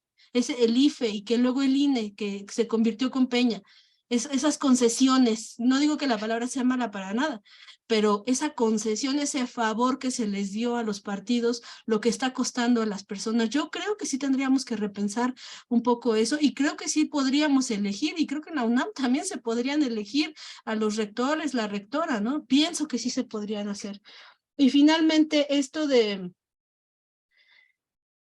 estos organismos supuestamente imparciales como el INAI, el INEGI, ¿no?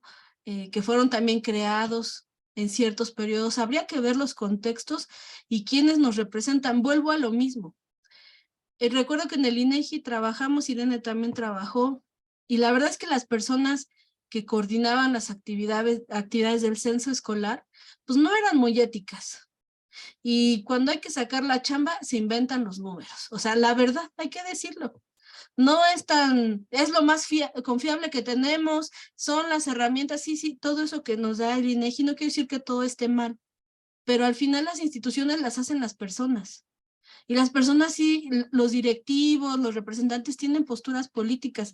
Yo abogo a que sigamos viendo esa transparencia de esa postura política, que nos digan, que sean honestos, que no mientan, que no oculten. Porque entonces, así como hoy veo yo la libertad de los medios y de la oposición, hoy más que nunca, la oposición tiene una pantalla en las redes, en la televisión, en el radio, en todos lados, porque son los dueños, ellos patrocinan los medios masivos o tradicionales. Ellos abarcan todos esos espacios y son los que están difundiendo más estos pues comentarios de odio, raciales, clasistas, ¿no? Son los que tienen más pantallas, sus comentaristas tienen esa postura. Hoy vemos, ¿no? Todos sus representantes, Marta de Baile, que siempre ha sido una clasista, pero pues como la veíamos ahí, traduciendo los videos de MTV Latino, ¿no? O sea, todo eso que existe hoy, que hoy nos damos cuenta más abiertamente, lo que pasa es que creo que lo que está en crisis también es que se ha destapado todos los intereses de esta clase media aspiracionista y esta clase alta que desprecia profundamente al pueblo, que desprecia profundamente la diferencia y que no va a permitir, son los que no han permitido que la mayoría opine, que se exprese. Hoy creo, y coincido con esto término, con lo que dice Andrés Manuel sobre la politización de las personas, y lo puedo comprobar en las marchas que he asistido, la gente tiene mucha claridad de por qué va. En cambio, las marchas de la derecha, que en donde solo se defiende a este INE por los sueldos y por los personajes, la gente va con mucho odio y con mucha desinformación. No sé si todos, porque no le preguntamos a todos, pero lo que hemos visto sí ha sido así. Pues yo lo dejaría ahí y agradecer como siempre las respuestas de Víctor, que nos generan muchas más dudas, al menos a mí, y me obligan a leer un poco más. Gracias. Gracias, Celia. Me parece que fue Misael el que pidió la palabra primero y después Yael. Adelante, Misael, por favor.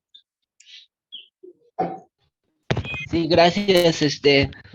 Bueno, comentar, ¿no? Que también de la retroalimentación de lo que comentó ahorita Elia, de lo que comentó Fernando, los demás, yo lo que veo es que esta democracia que se desenvolvió en un sistema económico del tipo neoliberal, ¿no? Dentro del mismo capitalismo, ya llegó a un punto, y eso lo menciona mucho Przeworski, de un desencanto hacia las élites y el orden establecido, ¿no?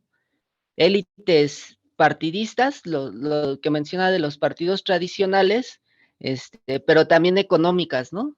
Teniendo en cuenta que se abrió el mercado, ¿no? Ya no está tan como en el siglo XX de estos estados-nación y que las economías eran muy internas, ¿no? Entonces, pues en ese sentido, yo lo que veo es que quizás hay como un reacomodo y modificación de las formas de cómo se toman las decisiones. Lo mencionó Itan, ¿no? Con el tema de la UNAM, ¿no? El por qué no se abre, pues la participación, ¿no? Es un poco también lo que pasó con el voto, ¿no? El voto al principio era censitario y después se expandió, ¿no? A la mayor parte de la población, y también después, las mujeres tuvieron esa oportunidad, ¿no? También de votar. Elia comentaba el caso de los chuchos, ¿no? Como representantes del PRD, y uno de los actores que llegan como a los acuerdos, y justamente ahí también se puede ver este rechazo, ¿no? O sea, ¿por qué el PRD ya es una cosa mínima?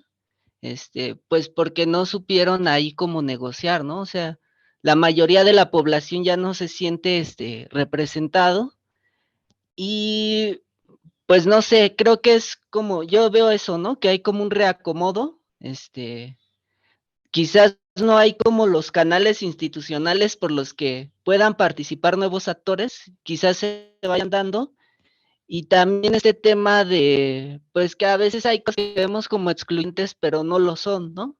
Y justo con lo que, bueno, con esto cierro con lo que mencionaba Irene, ¿no? Y el discurso de AMLO, pues este imperialismo, ¿no? Que no vas a poder acabar con él, sí se puede ver como un tema de dominación y dependencia, pero también pues es una forma como de incorporarte, ¿no? De también poderlo utilizar para un desarrollo nacional, ¿no? O de la mayoría de la población que representas. Entonces, bueno, ahí la dejaría. Gracias. Adelante, Yael, por favor. Gracias.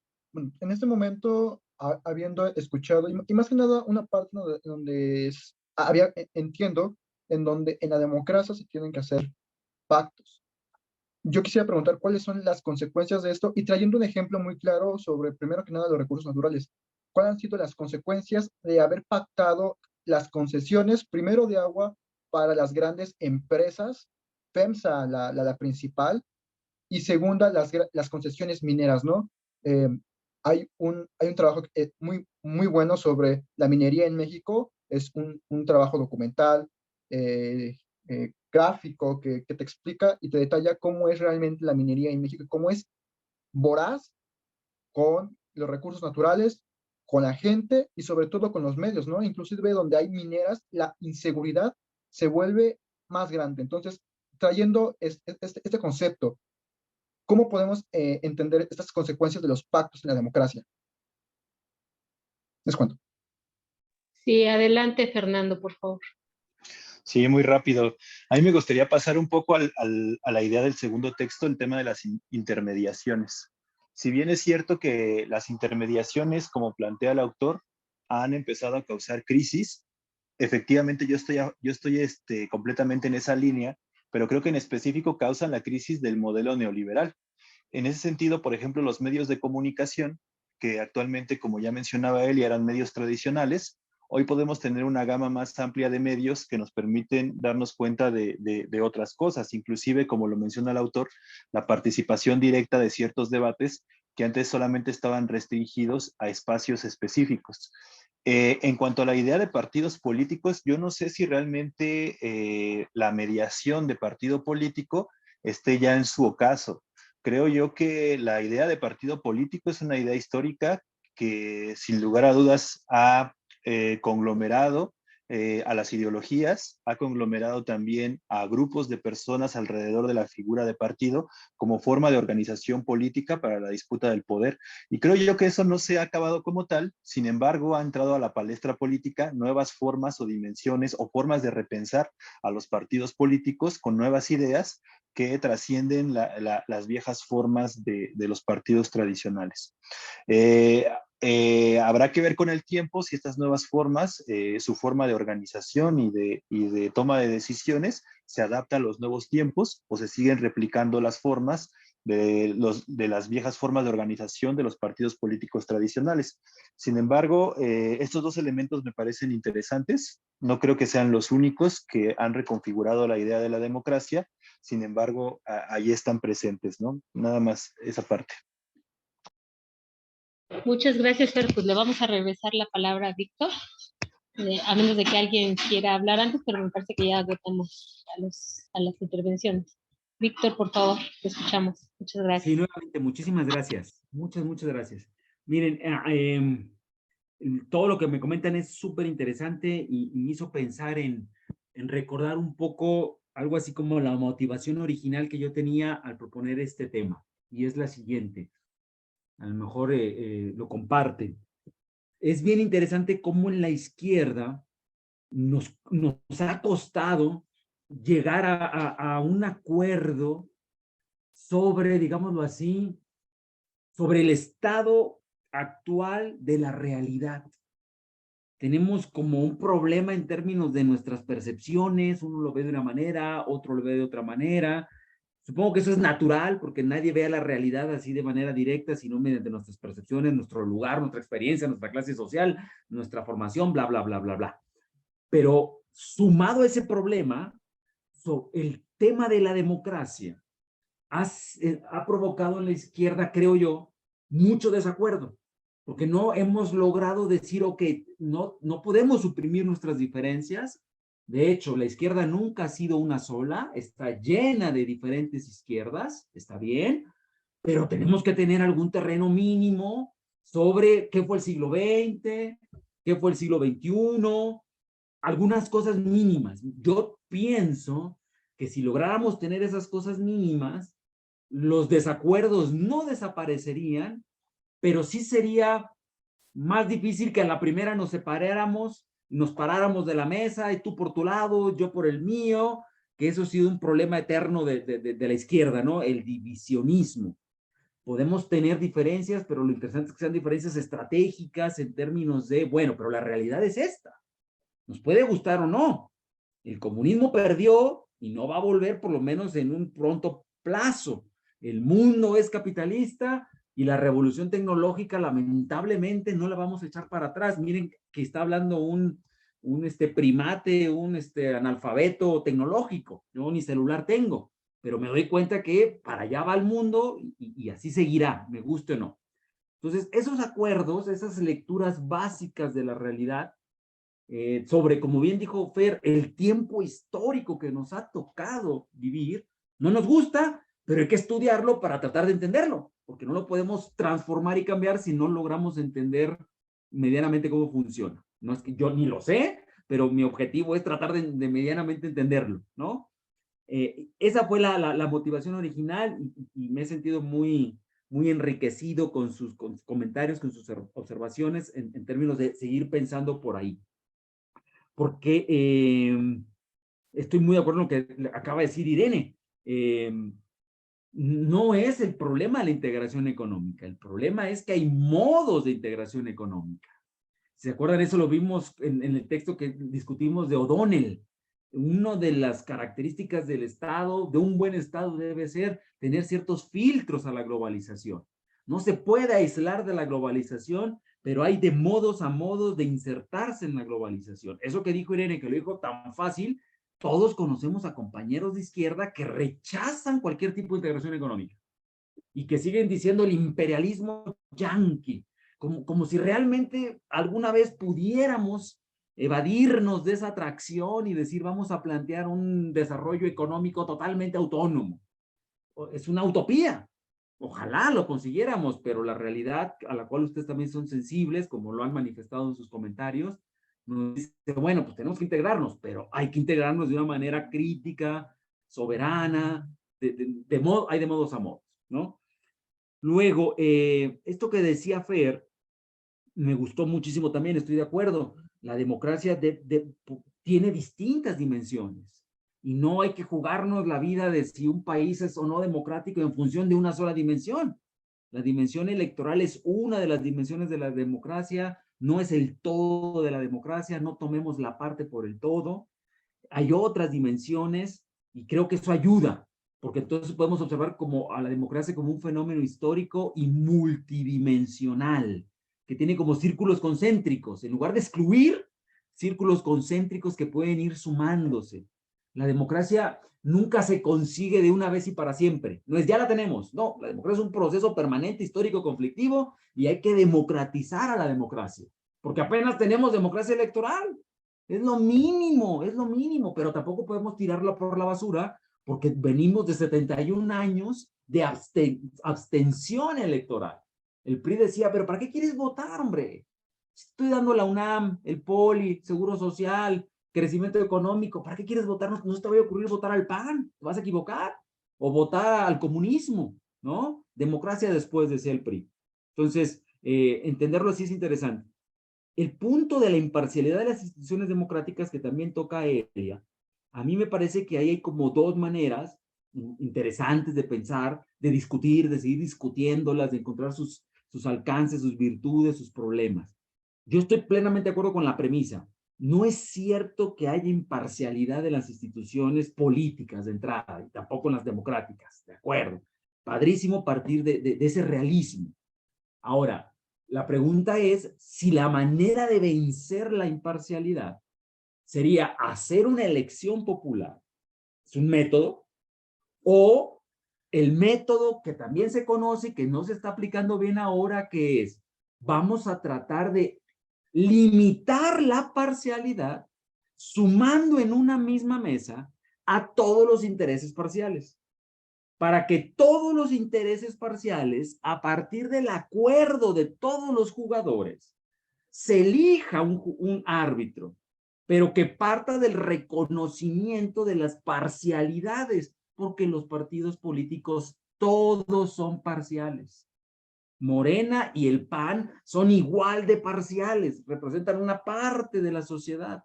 Entonces necesitamos que todas esas sería el método por el que yo abogaría, discutieran técnica, razonada, política y transparentemente el acuerdo, el pacto, para llegar a algunos árbitros que sean fruto de ese consenso.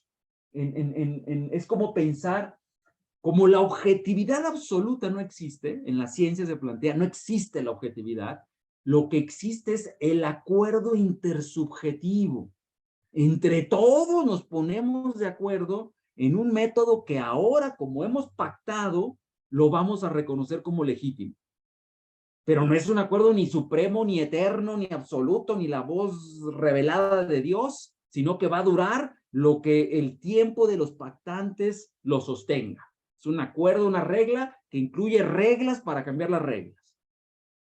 Esa sería, a mi juicio, una manera de enfrentar y reconocer la inexistencia de la imparcialidad, pero tratar de limitar la parcialidad convidando a todos los actores relevantes para que nadie pueda decir estoy excluido y por lo tanto no reconozco legitimidad al árbitro. Si yo fui parte del pacto que creó al árbitro, quedo obligado a reconocer al árbitro. Ahora, en estos organismos autónomos, lo dijo muy bien Elia, hay que conocer su contexto. El contexto de estos organismos autónomos, fíjense cómo cambia el contexto, nos habría hecho mucho sentido si hasta el día de hoy siguiéramos bajo la hegemonía priista. El contexto bajo el que esos organismos nacieron fue, hay que tratar de evitar la concentración del poder en las manos del Ejecutivo, porque es demasiado poder. Hay que tratar de descentralizar el ejercicio del poder, porque mucho poder generalmente tiende al arbitrio, ¿no? Al abuso. Si ahorita mismo estuviera gobernando el PRI, estaríamos apoyando esa idea para tratar de sacarle al PRI que estuviera gobernándolo todo. En ese contexto se dio. Ahora, dentro de ese nuevo contexto en el que estamos, también es cierto que una cosa que se dio mal es que nunca se logró dar la instauración de un verdadero servicio civil de carrera.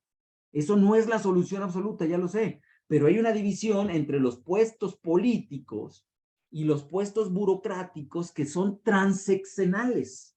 La única manera de garantizar que estos puestos no tengan inclinaciones políticas y favorezcan a uno más que otro, es tratar de garantizar una estabilidad en base a competencias profesionales que les permite a ellos valerle queso si su jefe es PRI, PAN, PRD, Morena, porque su puesto no depende de la lealtad política. Y eso es otro tema que en algún otro momento tendremos que discutir. Lamentablemente, lo hemos escuchado, el presidente dice, la experiencia no sirve.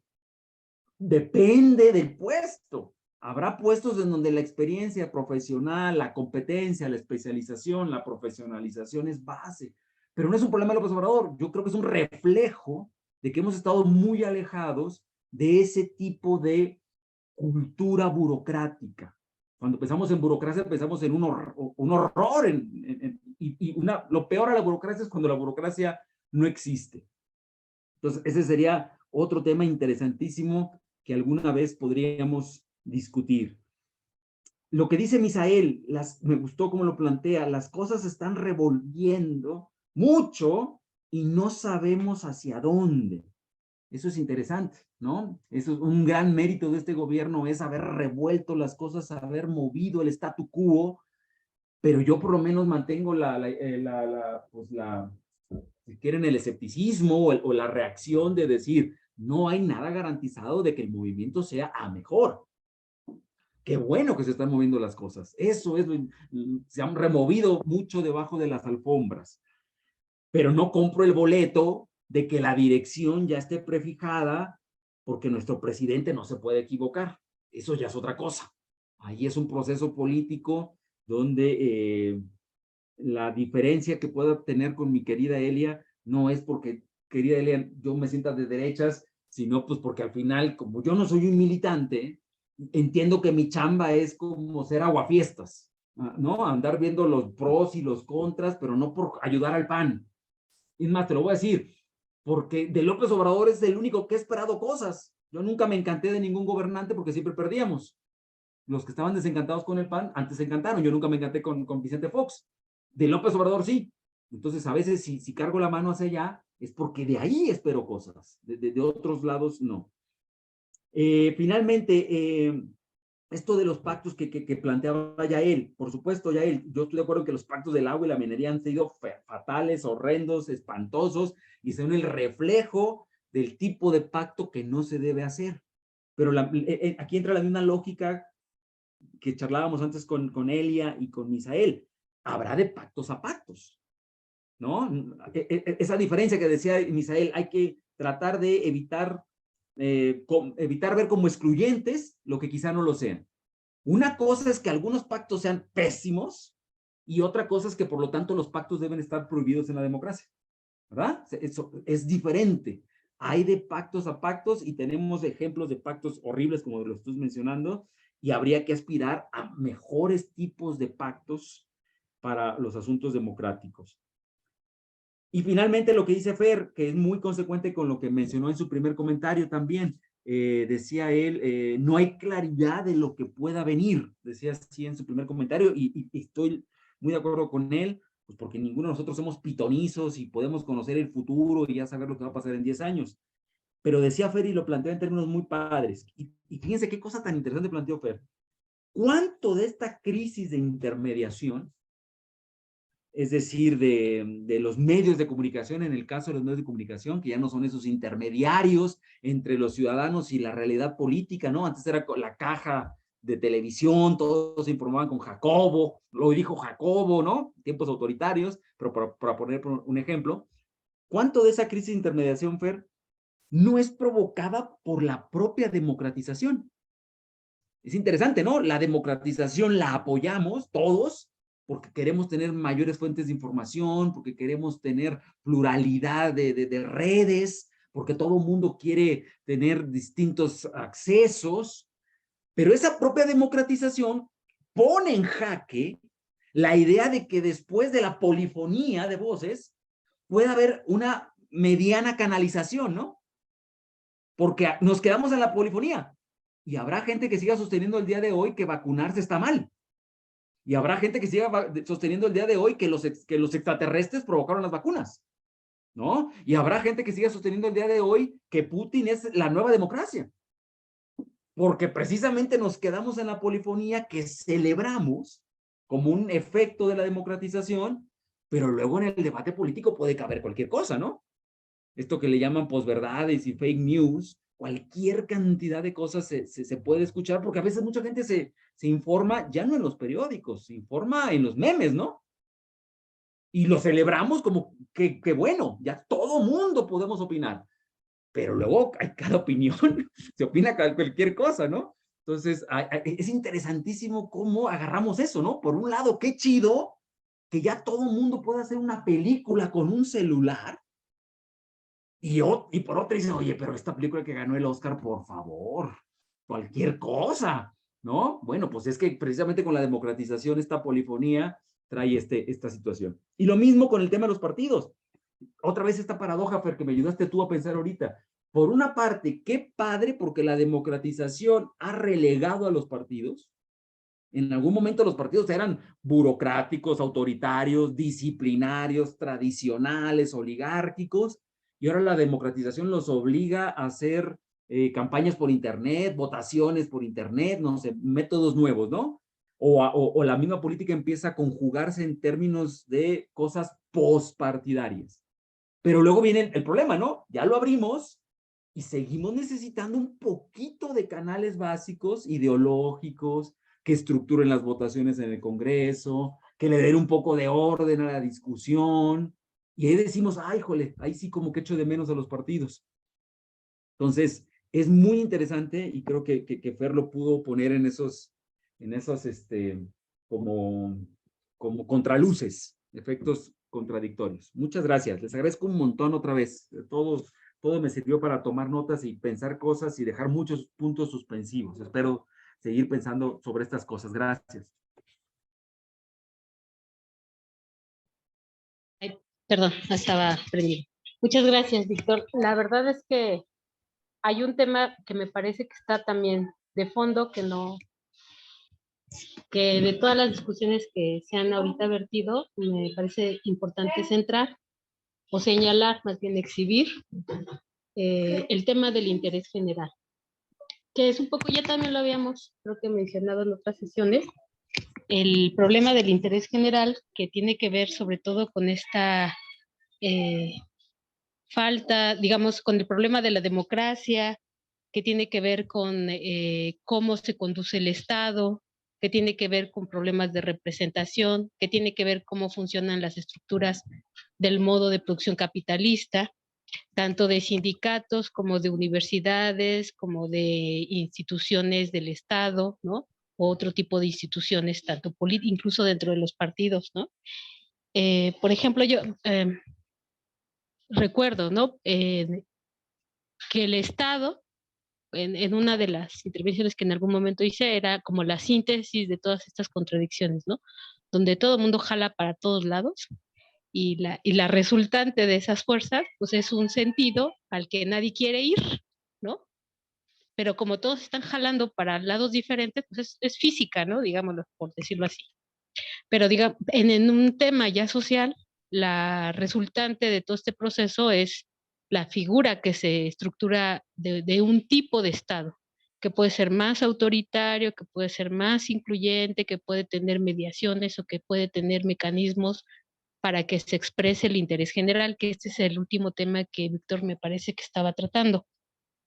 Digamos que el sentido del Estado es justo expresar o sintetizar ese interés general de todas las contradicciones que surgen dentro del modo de producción capitalista, ¿no? Entonces, el interés general también, por supuesto, se puede ver al interior de un sindicato, al interior de una institución universitaria y al interior de un partido, al interior hasta de este pequeño círculo de estudios, ¿no? ¿Cuál es el interés general, ¿no?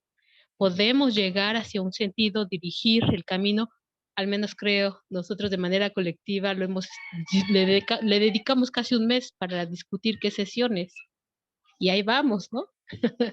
A veces no queda exactamente como queremos, pero en las sesiones expresan un interés general. Entonces, como el interés general también es una práctica social, una práctica política, son relaciones sociales puestas en movimiento, no es algo estático, lo mismo que la democracia, así como lo decía Víctor, la democracia no es un producto, es un proceso, son las relaciones humanas puestas en movimiento. Entonces el interés general pues, está por definirse siempre, siempre. Entonces el Estado, regresándome un poco a esta idea del Estado y que representa el interés general, por supuesto, el interés general no siempre es el de las mayorías. Muchas veces representa al polo hegemónico, que no necesariamente es el mayoritario. Entonces, ¿quién es el que detenta el poder o qué tipo de poder material, militar, social, cultural? Bueno, ese es el que, digamos, la parte hegemónica que va a detentar, digamos, este interés general que le va a dar forma o que le va a imprimir cierto sentido. Y bueno, eso es lo justo, lo que estamos, me parece, esto que hemos llamado la crisis de la democracia, que el interés hegemónico, que al menos en la sociedad mexicana se expresa a partir del neoliberalismo, no es el interés general. Es el interés de un grupo que tiene el poder económico, que tiene las armas porque tiene al narcotráfico en su interior, que tiene los aparatos de poder, de comunicación, tiene las estructuras materiales, digámoslo así, las fábricas, tiene los mercados, ¿no? Controla los mercados de trabajo, controla los recursos, ¿no? Son capaces de destruirlos sin importar con tal de mantener esa hegemonía. Y bueno, dentro del neoliberalismo, ese interés general que se representó, pues es un interés hegemónico que no representa a la mayoría. Esa es, digamos, esa es la crisis, creo yo, de la democracia. Una desoldadura, una contradicción entre el interés general y el interés hegemónico. A veces puede ocurrir que el interés hegemónico sí sea el interés de la mayoría, pero como hemos visto, digamos, por todo este trayecto del neoliberalismo, no ocurre así. Ahora, pueden haber este concepto que me gusta mucho de Andrés Barreda, puede haber desvío de poder del interés general. El Estado se puede desviar en sus funciones, los sindicatos se pueden desviar en sus funciones, las estructuras democráticas se pueden desviar en sus funciones, ¿no? Las representaciones, ya sea políticas, académicas, culturales, se pueden desviar en sus funciones. Y el desvío de poder, digamos, es este concepto que han construido tanto Raimundo Espinosa como Andrés Barreda, me parece que nos puede dar explicación. Por ejemplo, en Estados Unidos, Hoffa, ¿no? El sindicalista de los transportes, corruptazo, violento, ¿no? En México, digamos, en una forma de espejo, porque no podemos escapar a la lógica capitalista hegemónica de Estados Unidos, tuvimos nuestra configuración, si quieren ustedes, mexicanizada, ¿no? Fidel Velázquez, ¿no? O la CNC, ¿no? No solo la CTM, la CNC, todo esto que se conoció como el charrismo sindical y que sigue operando. Pues ahí están los sindicatos del metro. Son capaces de asesinar a la población con tal de hacer valer sus intereses de grupo al que representan, con quienes se sienten identificados, ¿no? Son capaces de construir un metro que puede matar a decenas de personas y no les importa en lo más mínimo. Entonces, son, digamos, en este símil, en este espejo, ¿no? Mientras en Estados Unidos está corriendo este desvío de poder en los sindicatos como COFA, en México pues tenemos que de ahí surge la idea del charrismo sindical, al charro, ¿no? Que operaba en Ferrocarriles Nacionales de México y que después esta figura se generaliza. Entonces, nada más terminaría yo con eso para darles la palabra, perdón que me haya extendido, pero y quiero insistir en esta idea, ¿no? De que el interés general no está siendo representado por el interés hegemónico y que en esa disociación y contradicción es porque, digamos, le podríamos llamar esta crisis de la democracia, ¿no? Entonces, yo ahí le dejo y más bien me gustaría escuchar lo que ustedes quieran seguir abonando. Bueno, de hecho, la sesión con esta parte concluiría. El cierre que Víctor nos hace, en resumidas cuentas, del objetivo de estas dos sesiones, me parece que se cumple y se abonan, como decía, a más dudas, ¿no? A seguir repensando los temas que aquí se están planteando. Ya él viene de invitado a esta sesión, pero vamos a tener, si no mal recuerdo, a mediados de año, tenemos las sesiones sobre la UNAM. Hay una sesión en específico para la UNAM, hay otra para las universidades donde se está invitando a compañeras y compañeros de la UACM, UAM, Politécnico, que consideramos es importante escucharnos, y justo cuál es el papel de las universidades, de los universitarios, las universitarias, en esta crisis de democracia, en este movimiento de la democracia, y creo que se percibe más, ¿no? La estamos percibiendo en muchos aspectos, en diferentes sectores, espacios, y eso es importante porque se está moviendo, se está transformando. Dice Víctor, nos toca también pensar hacia dónde, ¿no?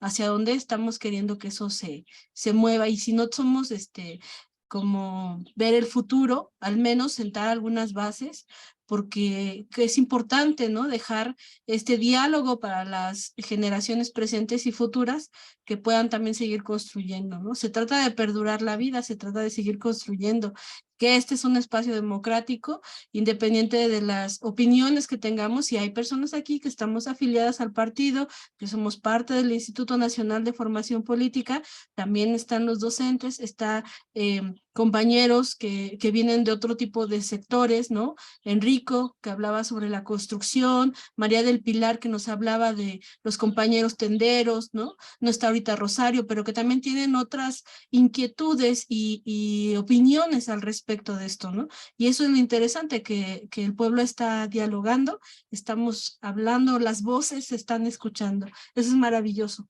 Bueno, pues con esta parte terminaríamos esta sesión. Voy a concluir la grabación.